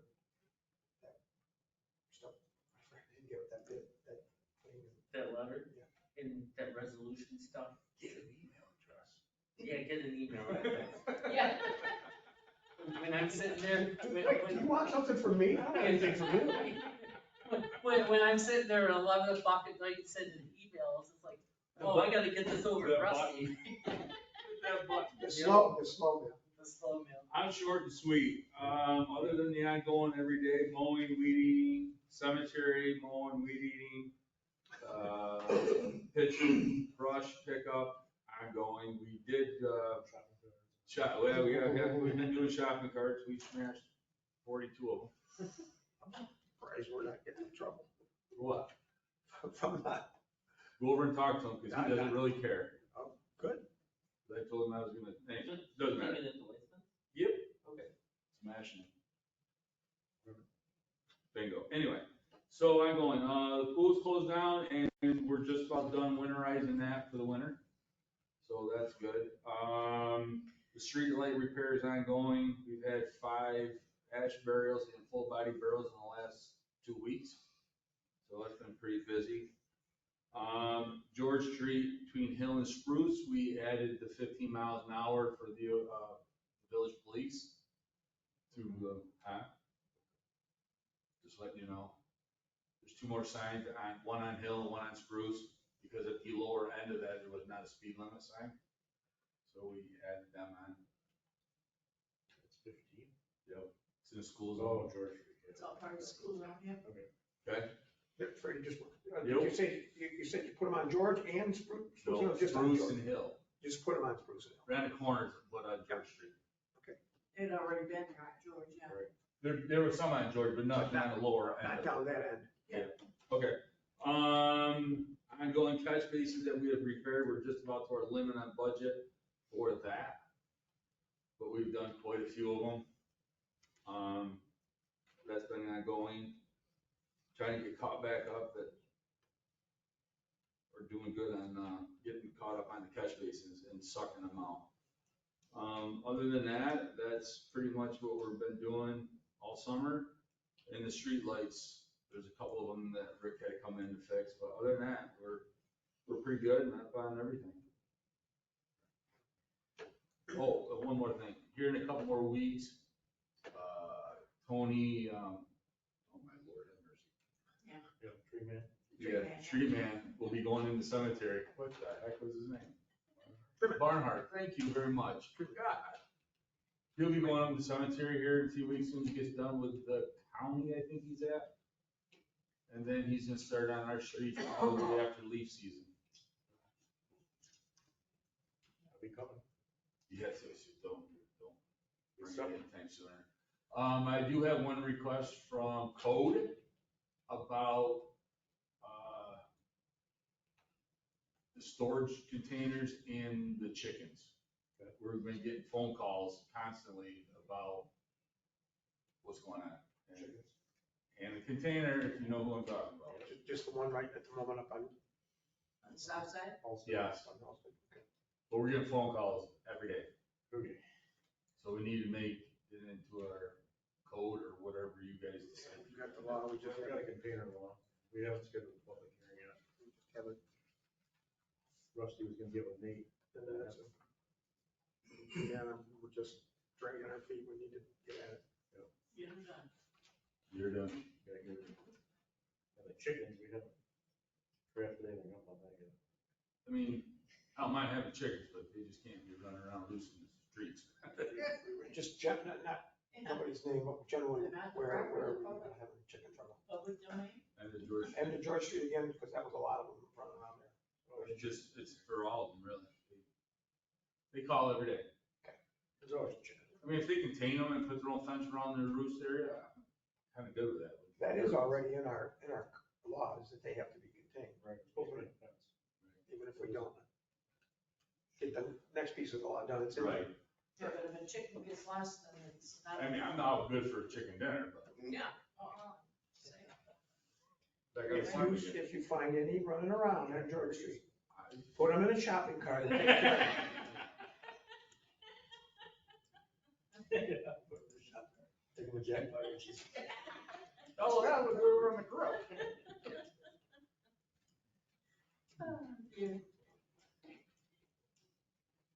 I had a question for Fred. Yes, sir. I asked this last meeting, I think I got an answer about it, but on the Court Street Bridge, Court Street Bridge, yes, sir. the drainage grates, are we supposed to be growing corn? No, state. I've already called the state, Okay. yes, that's the state, and they pressure wash them. Well, it's- So the water does, I mean, they are, That's what they're for, to relieve the water off the bridge. But here you go again, we can't drain into the river, but yet they let them go into the river. I don't think anything is. Did you drained. catch that? Yeah. Okay. You're growing corn for the chicken. Right. I catch it, yeah. That's why they call it. I'm telling you, there's nothing better than homegrown chicken. We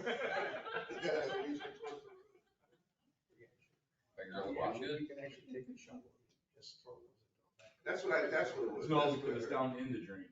It has to be high pressure washed out. But it's actually growing. Between That the means tops of the ground it's to roots. the, what? No, it's actually growing, it's. Oh, absolutely, it's growing. I already called the state on it. You're supposed to let them know. I called back and find out, can you mow it? I could mow it. I put it this way, I put our sweeper across it and didn't do a damn thing. Nothing, it's packed. They go across that bridge 45 times a day. They see that. Yeah, I've already called about it. It's the bridge department. I got something for Fred. Oh. He came from Weissman's tonight to this meeting. Yeah. Pull out of the front entrance here, head down towards the gas station or Weissman's, turn around, come back, the stop sign is so faded you can't even see it. Which one? Right across the street here. This is brand new. On Armstrong? Right out here. Oh, you mean right in our parking lot? Coming this way, you have to stop the stop sign before you come into the front entrance. On Stack. Let's check more. Stackmore Lane. Yeah. Coming to us. Okay, let's sign up tomorrow. If you got an extra one floating around, I could use it. Replace Okay. it. No one stops here anyways, but I didn't because I couldn't see that. Anything else for WW? that's it. Great. Anything on the agenda, where is it? Sorry, Mr. Boyle. Just for, Sorry, Mr. Boyle. No, I'm not pulling it. No. just for information and Seen not, enough of it. just for information and not for discussion, do we have people living in the underpass on, in the Page Street? Do we have folks down there yet? Underpass. Underpass under the railroad. Pedestrian underpass. Oh, yeah. Okay. I saw somebody's suitcase. Oh, yeah. Okay, yeah. okay, that's enough. We cleaned the bottom of it out here 2 weeks ago, and there was a girl in there. Okay. Sleeping. Just, I don't want to, well, not asking for a solution, just asking. Into the pedestrian underpass, they'll fill it up, they won't be able to sleep down there. Just asking. I couldn't agree more with you. Didn't ask for a discussion or solution, just Well, we asking. can start, we can go there to gazebo too. Okay. Yeah. No, that's enough of that for me. I just curious. I saw some suitcases. Court Street. Moneymaker. I don't want to get into, I didn't want to get that discussion going, just curious about that. I can tell you. What's next, Mike? A lot of houses. Yeah. Well, do you have any fire department?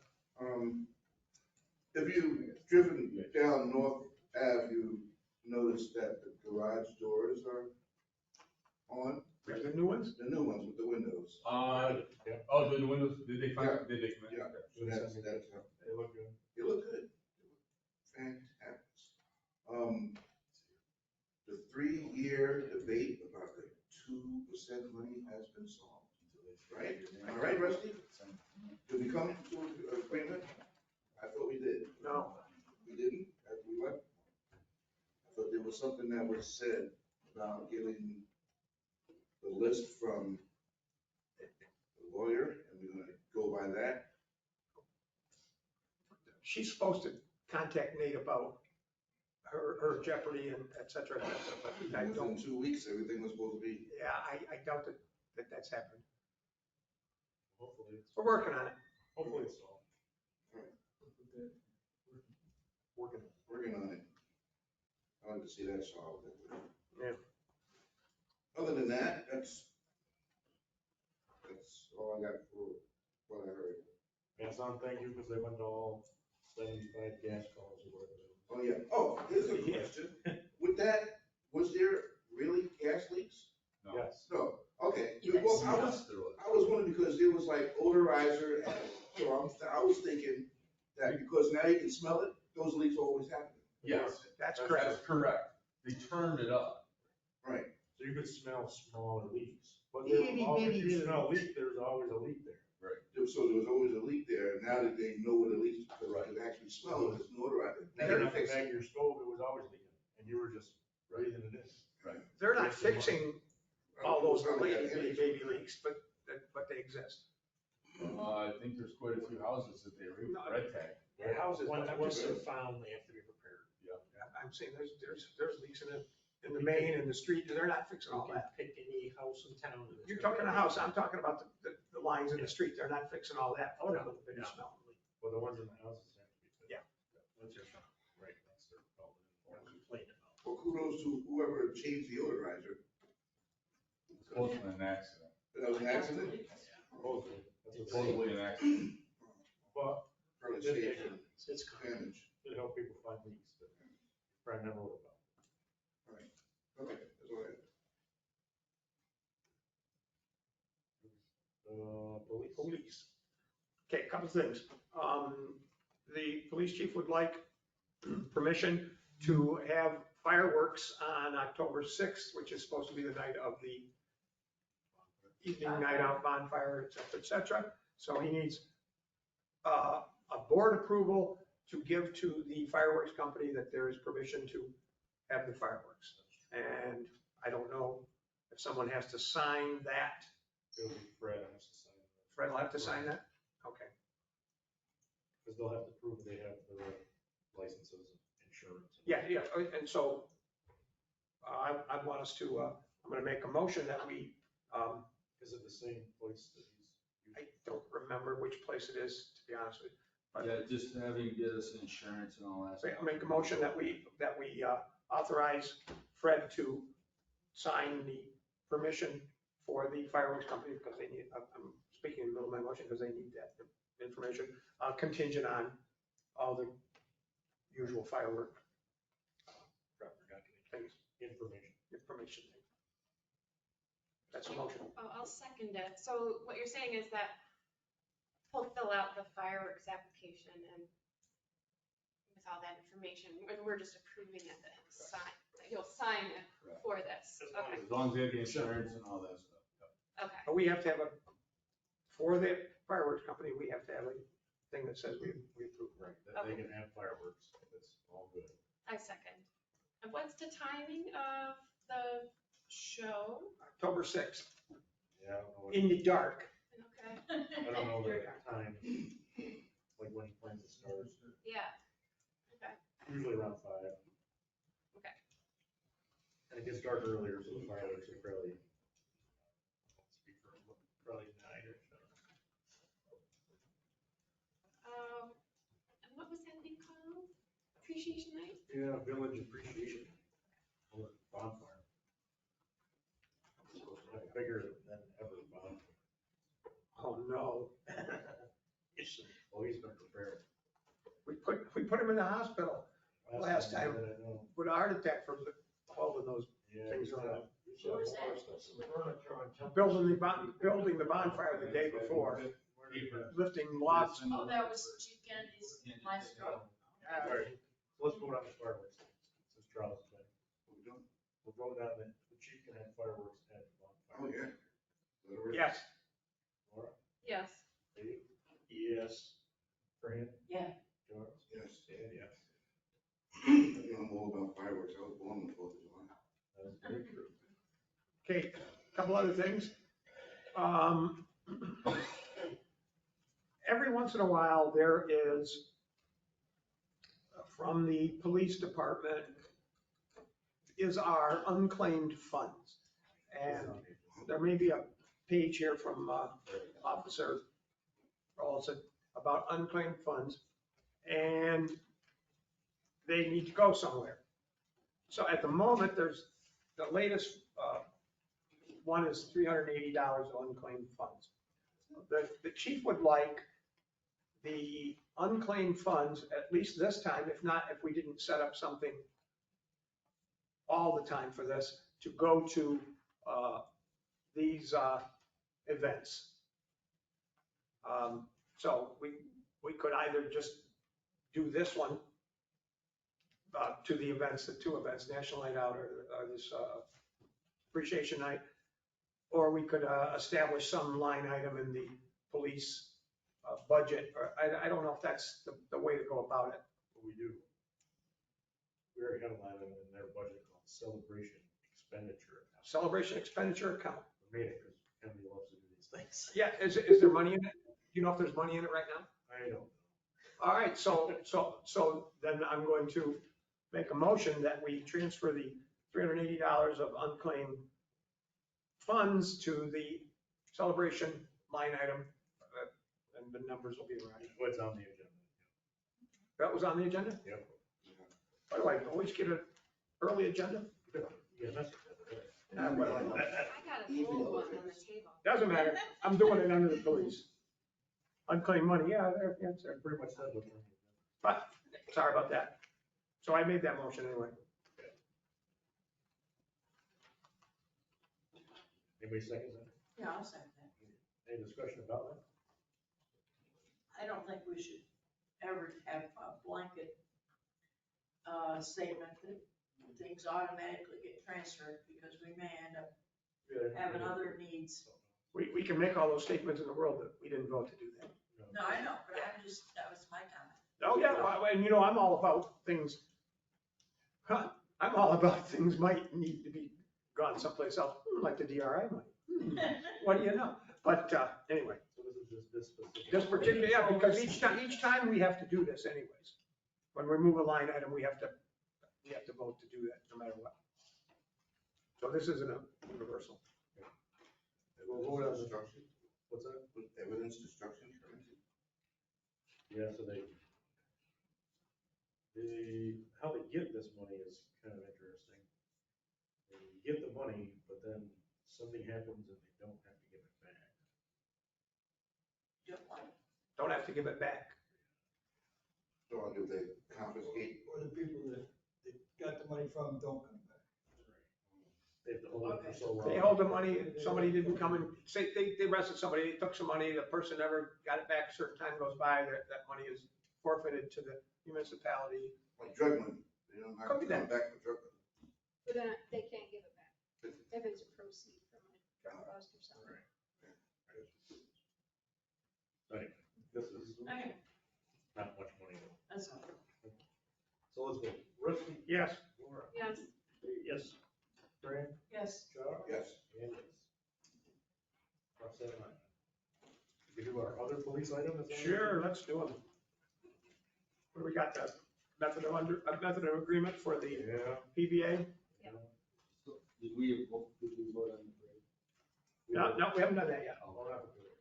We're coming to that. We're just doing the policey stuff or whatever. Business, sir? Policey stuff. We have a MOU from the PBA, between us and the PBA. Everybody got it. Pay them $1,600 a piece as a COVID bonus from our ARPA. This only applies to the union members, which includes Rudy and Winchell. They are kind of sort of. I don't know. I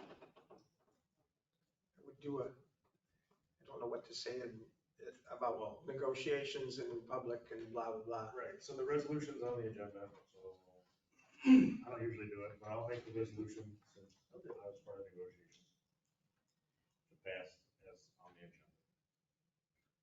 Second. So now we can talk about it. Yeah, I don't know what I say, but this was part of the negotiation of the contract that we did last year. We agreed to do this negotiation. So here it is. So I don't know if we should say any of this, Mike, I'm probably speaking out of school, but we'd stuck ourselves with a negotiation on this. Whether or not we intended to do this for everybody, everywhere, and all the employees and stuff, we kind of buried ourselves into this negotiation. And so we were required to negotiate this. And the 1,600 is not what they originally asked. So we did negotiate decently well. So that goes to each of 5 police officers. Is it in there? It is. And it mentions that each of 5 police officers, full-time officers, including the 2 retired gentlemen that are MOU full-time. That's why they're kind of in the union, but.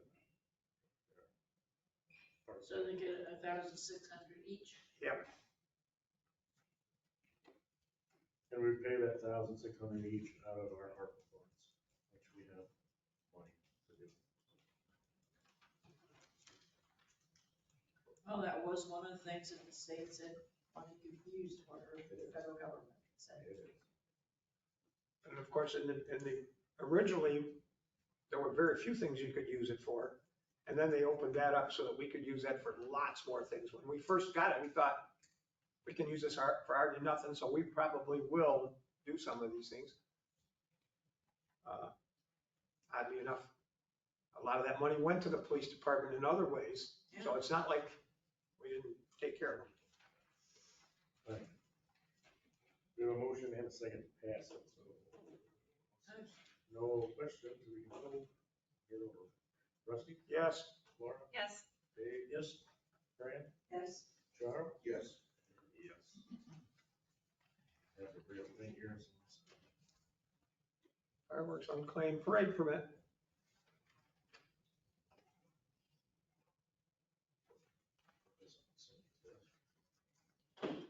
Parade permit from, police chief has okayed it for him, whatever his authority and whatever you need from him, to have the homecoming parade on October 14th. Here's basically the Little League parade, right, to start at the police station and at the school. Yep, A short one, quick and easy. It looks like it says, looks like it says 11 a.m. Yeah. It did used to say PM. 11 p.m. That's a late one for us to get out. Somebody crossed out with AM. That's the usual height from Kubota. I know, yeah. Don't leave them out. I see the 11 now. Forming All at right. 10, moving at 11. Move that we approve. Is this on Saturday? Yeah. It is. Okay. Move that we approve. October 14th. Oh, no, yeah. They applied 100%, right? Move we approve the parade permit for the homecoming, Owego Athletic and School District homecoming parade. My second. As All right, any questions about the parade? Please, one day. Homecoming, Rusty? yes. Laura? Yes. Dave? Yep. Fran? Yes. Charles? Yes. Yes.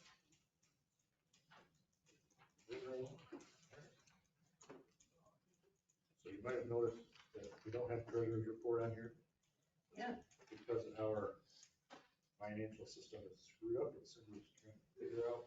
Katie has restored Mrs. Switch things over and it wouldn't give us the views. Hopefully you'll have it.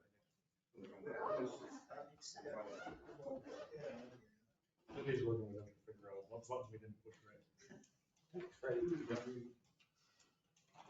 Have a good night. Thank you, Frank. Yeah. It's all in there, it's just, we gotta get it to do the right thing. So we got minutes. The minutes, happily, I did get them sent in just last minute.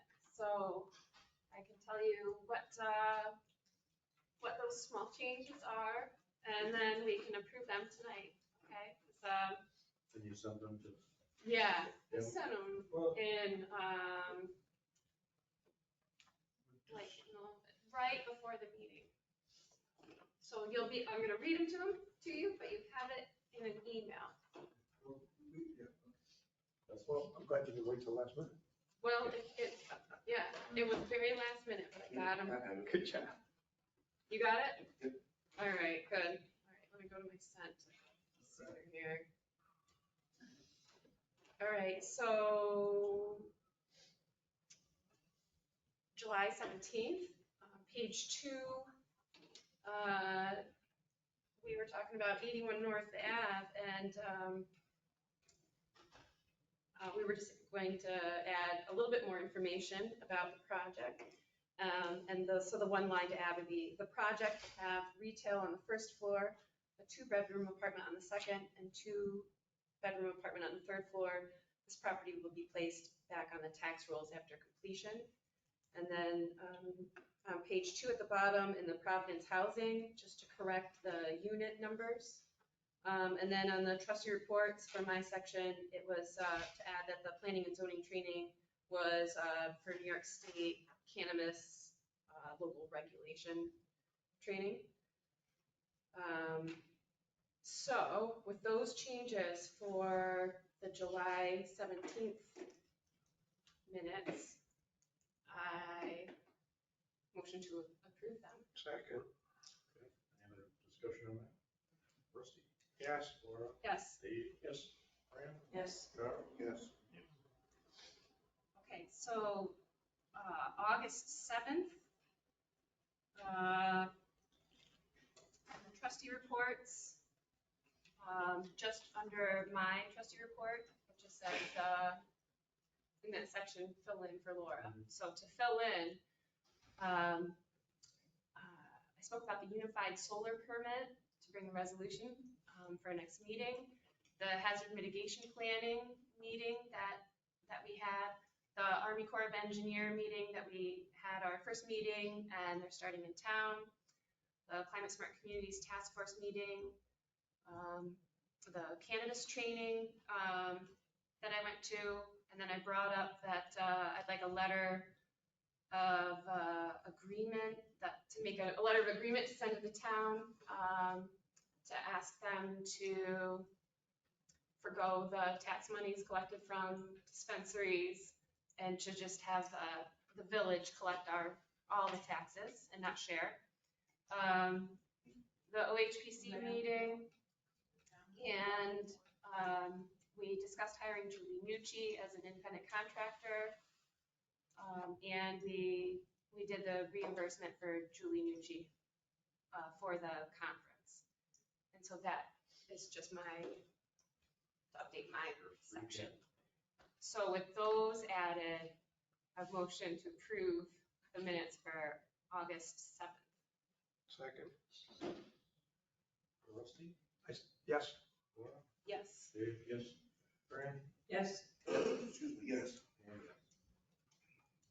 yes. Now the minutes for the last meeting, what's the date on that? 9/5. September 5. I motion to approve those as submitted. Second. Any other discussion on the last minutes? Rusty? Yes. Laura? Yes. Dave? Yes. Fran?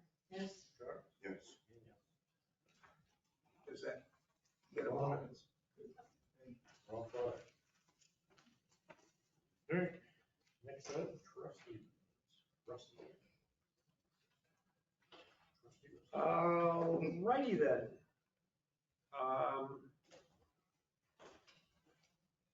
I have contacted the mayor of Endicott, Linda Jackson, and talked with her about Endicott's passing some laws and ordinances to attempt to control where marijuana dispensaries, lounges, and actually, I'm not sure they did growth, but it ought to be also growing, can be done in their municipality. They did a tremendous amount of research. They checked with various municipalities in the state and other states. They checked with attorneys, et cetera, to come up with their laws that they believe pass muster on where you can do that. And some of the things, and she sent me a copy of their laws, which I have, which we're going to try to give to everybody. And part of the thing that they did was they established distances from various things, parks, churches, playgrounds, schools, et cetera. They established numbers that can be within certain distances from each other. They established, not through negotiation, et cetera, not to have any dispensaries in their Washington Avenue downtown corridor. And they also established nuisance laws that are very useful when there's problems, and what you can do about shutting down businesses where there's problems, et cetera, and locking those buildings down. I believe that, if I've heard it right, that New York State is going to, on or about October 4th, start accepting applications for anyone for marijuana cannabis licenses. Which means that this slow start of this and certain judges stopping certain things will likely stop, and all of a sudden people are going to be, anybody, anywhere can apply for a cannabis license. So this stuff may come fast soon.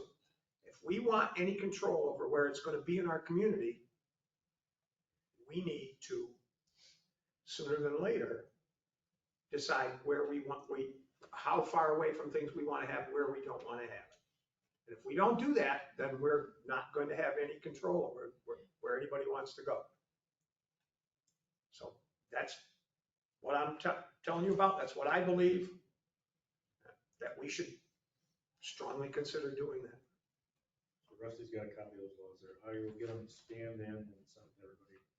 Of their laws and stuff. It's complicated stuff, especially the nuisance stuff is extremely complicated. The distance stuff is not all that complicated. So we can look at what they did. Just to get a feel about what's possible. I had the impression of the state regulated where growing can happen, right? Isn't that controlled by the state? All of, not necessarily in our zoning. We certainly can have growing or not growing in places inside our village. They don't just get to say, oh yeah, you can grow in your downtown central business district. I'm sorry? Don't they have the final say on people that grow. No, you're talking about people that grow. We're talking about zoning and where they can do it. I thought part of their application for growing cannabis would name where a location. It does, and there's some like rules from the state, but we can make more restrictive rules on what the state does. Okay. For example, we don't necessarily, but we might not want to grow, we might not necessarily want a growing operation on Front Street. I don't know, I'm just saying, you know, that they wouldn't be able to put one there, but you have to make these decisions about whether or not we want Elm Street. that somebody might want to do it on Elm Street, and that's 10 feet from a giant park, et cetera, et cetera. Maybe that's not where we want that to be. My understanding too, most of this is greenhouses in order to contain it. Yeah, secure it. I'm just, if we don't want it to be a certain place, then we're going to need to decide where we do or don't want it to be. And actually, we never, when we were talking about opting in or out, we didn't talk about, because it wasn't really the opting in or out wasn't a thing about giant growing operations. That's another set of circumstances. So we didn't opt in or out of giant growing operations. That we're going to have to decide if we want to control it all. So if we don't do anything, then we follow whatever the state has set up in their laws, which is maybe fine, maybe not. As far as there are distances between schools and Yeah. churches. Is there a lot of vacant property in the village? Big enough to grow? I don't know, probably not really. There's a couple of maybe. Well, you got some lots where you tore down houses. Right. Yeah, that would be good. Green spaces. I don't know how much you have to grow to make it worth it. I don't know. I mean, they grow acres. That's Not in what that business, but. that's why I was wondering. Yeah, I know when I worked in Waverly and Sayre a few years ago, some growers actually rented one of the old Lockheed factories down there in Waverly, and they filled the whole factory on the floor with piles, mammoth piles of marijuana, and they dried it there. We actually had to give them more gas so they could update the heaters, and it was a drying place before they shipped it out for processing. And They had to be laced and by that the was- state, Yeah, didn't that? well, I don't know if that's the case or not. Yeah. As long as they paid the bill, you didn't care. Yeah. Yeah. I don't know what the arrangement was there, but I know that happened in the village of Waverly.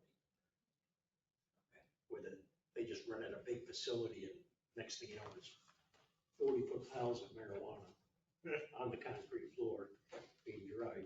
Whatever works. And so there's a large difference between the idea that a consenting adult wants to not be prosecuted and go to jail, whether we want marijuana to be decriminalized in particular ways, and a wide open anybody anywhere goes. There's a big difference there. So, and once again, there's a big difference. I'm telling you, if you don't control it now, you're not going to control it later, because if somebody decides they want to do it and you haven't, once they start filing the paperwork to do it, it's going to be too late then to then make a zoning law after they've applied to do it. So if we're going to control it, it's now, and I mean it's really now. It's yeah, public hearing I've has. been talking about it for a year. Yeah, public hearing has to be held, and local law has to be passed and zoning, and we need to. I'm definitely interested to see what Henning got. Yeah, exactly. And I think that folks need to be talking with each other about this. We don't need to have a meeting before next meeting. We need to have a pretty good idea of what we're sniffing at. You talk to you, and you talk to him, and she talked to me, and figure out if we want to do anything or what we want to do. For sure. So we'll get that distributed. Okay. Tonight. Yep. That's all for me, because I know you got a bunch. Two. Yeah. I have just my list of stuff that pretty much I've held over from last time. So Annie, she's the president of the Natural Hazard Mitigation Association, who was speaking earlier, amongst like all the other things. So she's going to be sending a resolution. I sent one previously, but this will be more official, I guess. And so when we get that, we can send that around for our next meeting. I would like to work on a letter to send to the town. They might not be happy about it, but I'd like to try to see if we can get an agreement with them that if. So Nate's on, so we could ask him this question, because I don't think that that's true. Nate, are you sleeping? Nope. So since the town's opted out, they don't get our money, right? That was my understanding. Yeah, if you opted out of it, then you can't share in the sales tax revenue. I did go to training from the state, and they clarified that the way that we can not share our money is that we write this letter or have them come to an agreement with a letter. So it, from the trading and the stuff and not everything building up, it was always this 50-50 share whether or not they approved. Because the village technically is in the town, right? So they get the 50%. It was just that we don't get the town's money, right? Because they're not selling it in our jurisdiction. The town would always get the village's money. I thought that was only if they were opted into it. But we can check. I thought that, we still don't know that exactly. Yeah, I know that's your understanding, but Nate's thought and understanding, the mayor's and mine, is all that if they're out, they can't have their share, half of ours. But we need to find that out for sure. Yeah, no, we'll check into that. We didn't find that out from Yeah. last meeting. Whatever. Laura, I'll look into it too. I mean, that's right. Just need to research it. So Laura, if you have something from those trainings, can you email those to me? I guess so. Yeah. Yeah, that'd just be helpful so I can see exactly what I'm looking at. Probably. I'll see what I've got. Yeah, just see what you have, right? That's fine. And I'll look right now while you guys continue to talk. Okay. Well, that's it. I just want to see if like we can keep our money. Yeah. And then Nate, you put together the hiring resolution. I saw that you sent that for Julie Nucci, and so we're gonna look that over and then have that presented at our very next meeting, right? Well, so it was the agreement, I think. So I drafted an agreement. Sorry, Laura, I didn't get that to you on Friday. I've emailed it to you, Laura, and the mayor to just review and let me know if you've got any questions. And we need to get Julie Nucci to, of course, look at it and tell us if she's okay with it. But I'm sure we can get that process wrapped up by the next meeting. And then it's just a policy discussion that you folks need to have about what you want to do with it. Okay. So that'll be ready for the next meeting. The OHPC had their meeting, but there wasn't a physical quorum for it. So they have to have another meeting. So a special meeting has been called, and I just need a second here to get the date. Now the location changed, so. Okay, so there's a special meeting. It's Thursday. What were they going to tell people? So they're supposed to put out Tell you. papers. Notice, right? There's all the notices are going out. So, Did they figure out where they're gonna have it? mhm.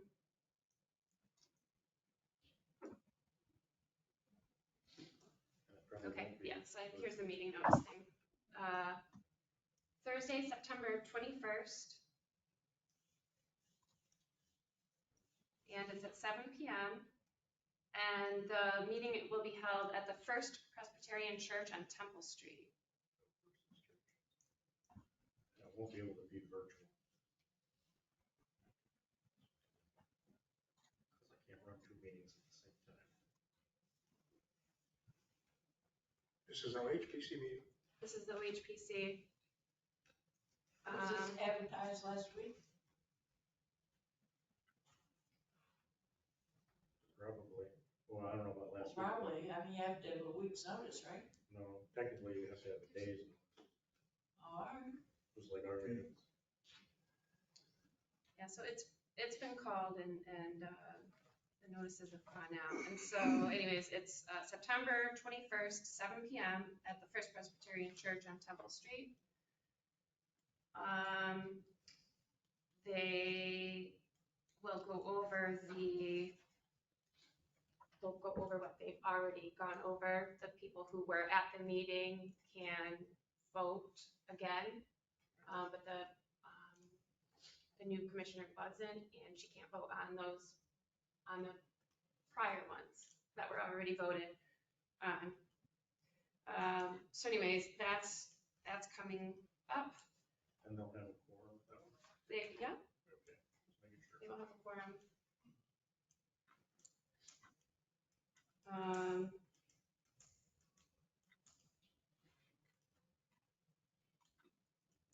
So, I had one thing on there that I saw, there was a fence, that went through, that didn't get, an up or down from the, commission because it was stated that it was temporary. But I disagreed with that because it's a 8-foot tall vinyl fence, and the reason why they said the fence would be temporary is because it wasn't going to be putting concrete in the ground. And that to me is not a definition of a temporary fence in any way. And so I do want them to look that over again and consider it as a fence. That's And, not and at all. so I wasn't able to be at the meeting. I tried to sign in and I couldn't get on to the, Yeah, they were on the wrong meeting. yeah, so there was issues. So I'm only able to see what's come from the documentation and the paperwork. So I've just asked for them to look at that again. And so we'll see. So that was just like a one thing that I asked for them to revisit. Laura, can I make a comment? Can I make a comment? I think if it's temporary, there should be a time limit. Now, they'll say it'll be taken down by a certain time. That would make it temporary. That specific application said it was for the time for trees and plantings to mature. So it was years it said 3 or 4 years on the sheet. So I don't consider that temporary. So temporary fences to me are like, sort of the public safety things that we throw up for keeping people out of the park or off of tripping hazards and stuff like that. They're just for, snow or small things. And so, yeah. So maybe we need to define what's temporary and what's permanent, but, I would assume it's defined somewhere, already in code or something. yeah. Yeah. So, okay, so that's just for that. And then, the unified solar permit, that I'm hoping, did we say hopefully that we could have that for, the public, or the, what's it called, the, public hearing for the unified solar permit for the next. Did, but I haven't got anything on it. We didn't talk about it, we haven't gotten anywhere on that. I'm just saying, Yeah, so I've sent the stuff, and so what we need to do is like look it over. Should we put it on the agenda for next meeting? Yes, could you put it on the agenda? Okay, And can you resend it, because my email's been not working correctly. okay. So the, unified solar permit for the next agenda, and then also, to talk about the source water protection on the next agenda, or a resolution for that. So, yeah, if we could, Is there anybody to present that source water protection thing? Like, I know one time Owego came in and did something. yes, there is, MJ, was willing to do a presentation, and I contacted her, she was gonna be available in October. So I'm thinking at this next meeting and then next one after, is when she was gonna be available to do it, and,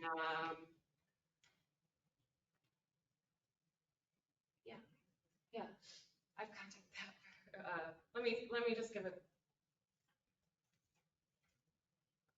look here. I think it's our next meeting that she would like to speak. I'm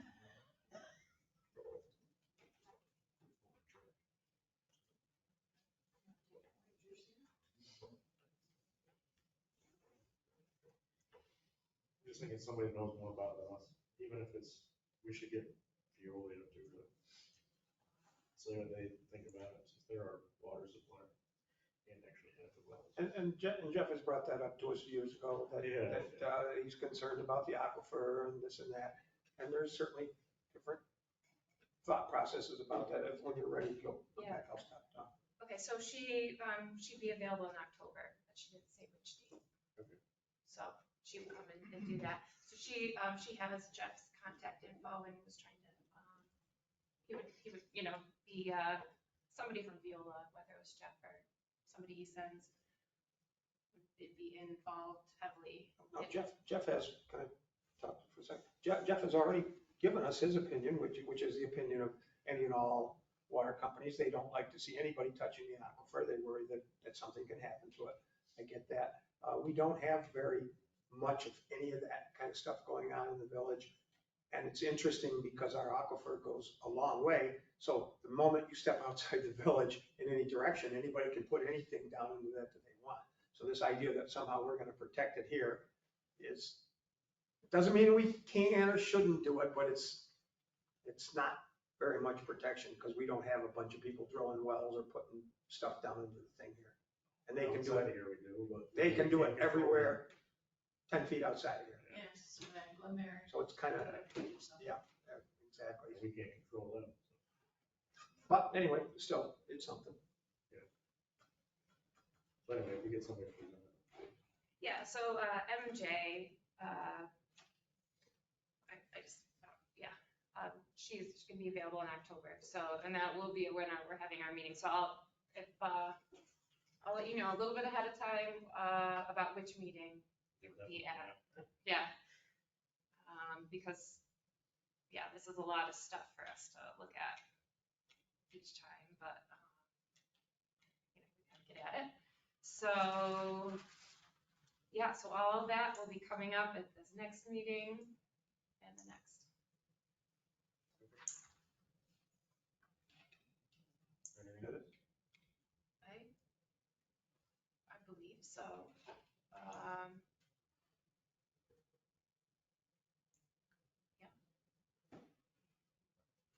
Dave? I have nothing. But, I would like to see if anybody has any comments on the homeless situation on the pedestrian railroad tunnel on Page Street, of what we could possibly, if anything, do about that. Long time. Ever since it became a problem. The problem is we kick them out of there, they go somewhere else. They're gonna move, exactly. You can't close it off because it's thoroughfare, it's supposed to be. Correct. Open. And it's, could be liability, it's there for some sort of reason to get underneath the train track. And station an officer there. Close it, and then somebody gets hit by the train, then they could maybe sue us. Yeah. well, probably best to have the only thing is patrol where you're going. Somebody could blow an air horn in the thing every hour. That might be true. If they don't get disturbed by the train going by. That's true, train goes right over top of them. They might not notice it. If that air horn echoes, blow it down there. Well, I know they kick them out of there regularly, but that just means they go somewhere else. Like the gazebo or. Yeah. Or they wait 10 minutes till OPD leaves and then they go right back down. You're right. Yeah, it's a sad situation to see people in despair like that, you know. And I understand they have to, like, get a roof over their head. But at the same time, the residents in the area have to deal with that.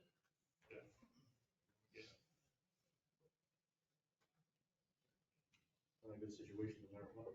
Yeah, and Dave, you just got onto one of the things that we're gonna be needing to deal with is vagrancy, homelessness, et cetera, et cetera, et cetera. Property, sleeping in the village of Owego, we're gonna have to deal with that. Yeah.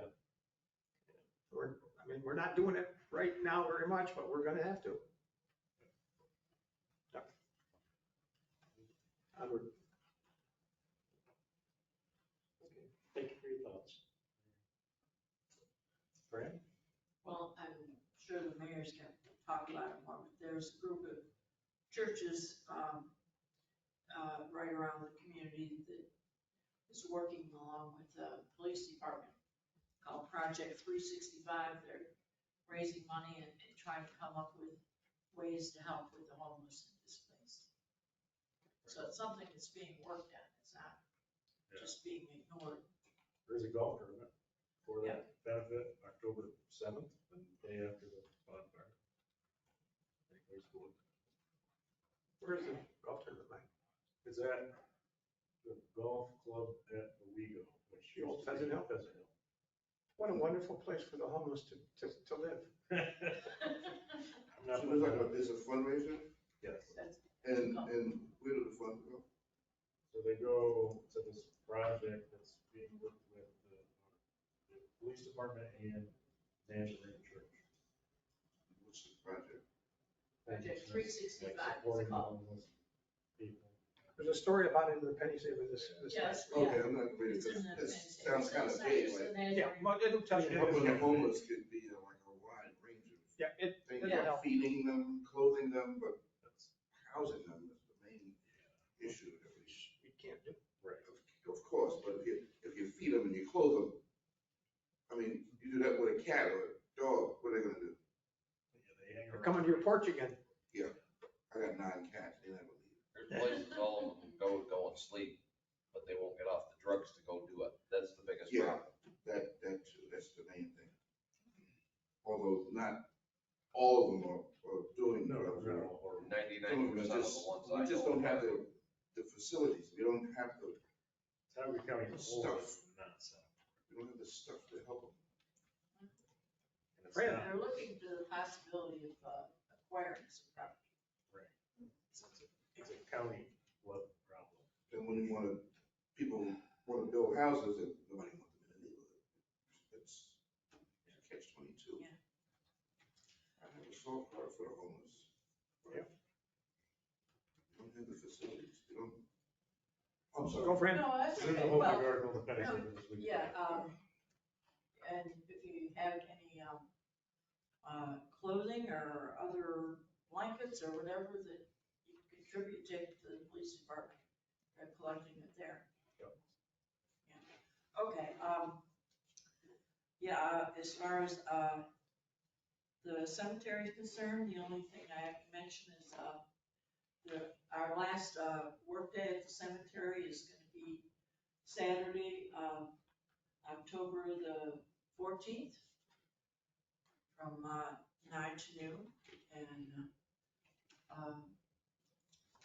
as Fred said, they're working at getting some trees down up there, and we're working at figuring out how to, next spring, how to spend that money on the monument repairs that we have the fund for. But other than that, that's all I have to say. Just about covered everything for DPW, fire. So, other than the fact that Halloween is coming up, and with the price of candy, you better start buying something now and stocking up until then. That's all I got. I don't know if we're gonna have trunk or treat or whatever. See what happens. We're definitely not moving the date. I think there's something going on in Marvin Park, I think, because my wife is getting involved with, I think Wendy posted. Whatever he did last year, they're gonna do it again. They had, once upon a time, they had a haunted house in the bottom of the grandstand, but I don't know if that. Yeah, I remember that. That was, I don't know what's up now. that was Melody Patterson. Yeah, yeah. Hogan Camp. That started across the street from the library. When they lived over there, we had a walk-through porch. And it started there, and then they had various places over, what is that old furniture place, with the bricks falling down? Yeah. They had that up there. Basement of the fire station, we had a bunch. Across the street from Parkview, outside, it gets around. In the underpass. Yeah, underpass, we could do that. We have that in there. Walk through it. Have the kids walk through there. Yeah, that'd be nice. The 12-foot skeleton. Don't even have to decorate. All right, Mike. Go, Mike, go. All right, communications, not a ton, so the land bank took down 3 houses, working on a 4th, maybe they took down 4 by now. 2 on Spencer, 1 on Fox, 1 on Temple, maybe. The one on Fox, is that the one we were supposed to be responsible for? A couple of them are, yeah, but that's one. I've had somebody approach me about buying that land already. The one on Fox? Yeah. So we'll see where that goes. Other than that, there's that golf tournament going up with the police department. I don't know a ton of details besides it's October 7th. And there's an article in the Penny Saver about it. The bonfire is October 6th, which might be before our next meeting. No, it's after. Oh, yeah, our next meeting's the 2nd. So anyway, that's the bonfire. So Chief's put together, I know there'll be a band or 2, fireworks, obviously, food. Sure, I'm drafting and cooking. But, be a good time. Giant bonfire's got more stuff than ever burned. Did we ever give approval and things for that October 6th thing? Did we ever give an official? I'm trying to remember. We did give that, okay. And waived all the fees and all that, like we usually do. Okay. Yeah, we did it in the Yeah. minutes, I looked over. Okay. Mayor's report, it's been busy, my email has been screwed up, I think it's fixed. That's not my project. Well, actually, it's my Kim's project, but I think she got it fixed by now. It was always working, it just wouldn't come to my phone, so now it's finally coming to my phone, so I know what's going on. That's it. Mr. Mayor. Yep. Cindy tried to talk about fence and got shushed in the middle of our discussion. Okay. It's your not my- turn. It's not my fence, Public comment. now. but it was. It's your turn now. considered- It was, panels. They put in for panels. And the architect, Mr. Smith, assumed that they would be vinyl panels and wanted to know exactly, it wasn't in the application itself. It just said panels to support trees until they grew. So he said they can do it as long as it's wood lattice. I just drove by North Ave and one of the buildings that they're redoing right now, they're putting vinyl on it. Vinyl 1/2-inch board on the front of it right now. The one that had the scaffolding? It's woody. That's a shipload project. 'cause Yeah, and I can tell you it's vinyl, because if you look at the pieces laying on the sidewalk where it's been cut, it's plastic, and I know what plastic looks like when you cut it, and it's vinyl. So they can't put up a temporary panel to hold the shrub or something, or a vine, or whatever their gardening thing is, but they can put vinyl on the storefront of a building. And we won't discuss the windows, but if you get my drift. My application has been into since June. I was at the July meetings. 5 people were there. They voted for the base of my patio, or my porch. 5 people. Mr. Smith voted no.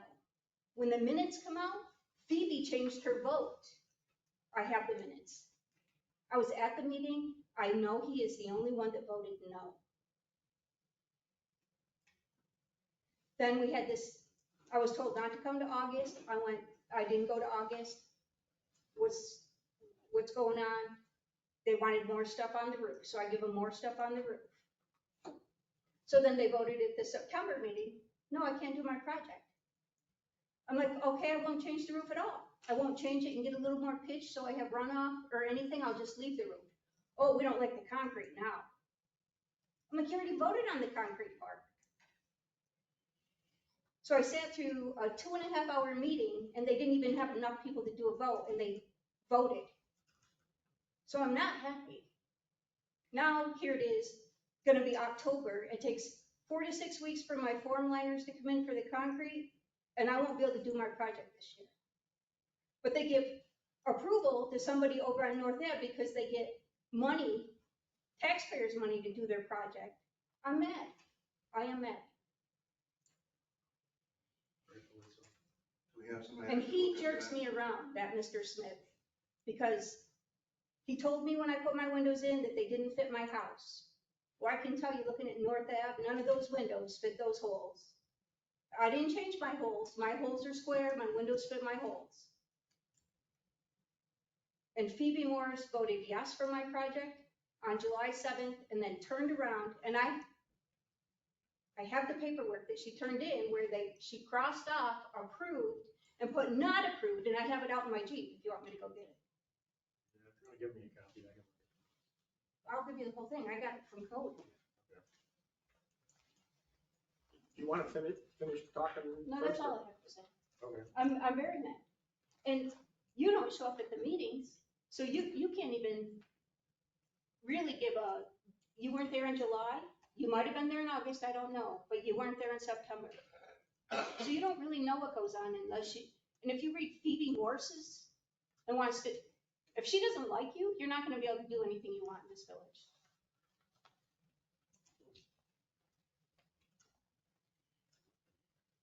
Do we have other public comment? Yes, good. Teresa, Mike? I'm biting my tongue. All right, so we will adjourn. Do adjourn? Can I? Okay, go ahead. Do you want? I just wanted to comment, I'm not gonna be here for the next meeting, I'll be on Zoom. Okay. I'll be out of town, so, I would appreciate any, paperwork that we need to look at, and I have it by the Friday before, the 29th. Usually is. Because anything that comes after the 29th, I won't have anything to print out. Yeah, I know, it's usually here ready if you just stop in. Well, I mean, some things get brought in like Well, right, yeah, there is stuff I'm like that. just But I- requesting that, information be given to us by the 29th before I leave town. Hey, when's NICOM? Huh? When's NICOM? I don't know, I'm not going. You're not going this time. Yeah. Mike, you're not going? So we're not sending anybody because nobody's No, going. it's a whole week. It's a long one and I can't think of a week off.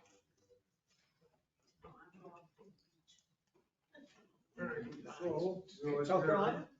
Yeah.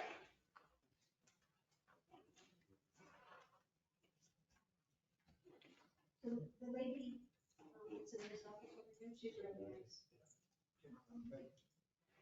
And, Mick saw the original vote too. Okay. And then they took the folder right out of here and they're not supposed to take it out. It wasn't even in the building. I heard about So then previous notes. So here's what they did this note, but never signed it. And Cole has everything they need from me. But here's where. This is your minutes.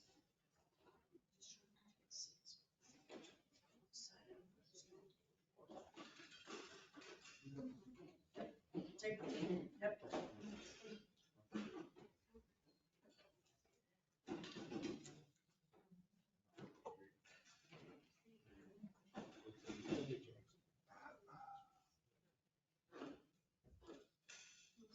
Give it up, give it up. it. All right, are we adjourned? Yeah, I'm moving to adjourn.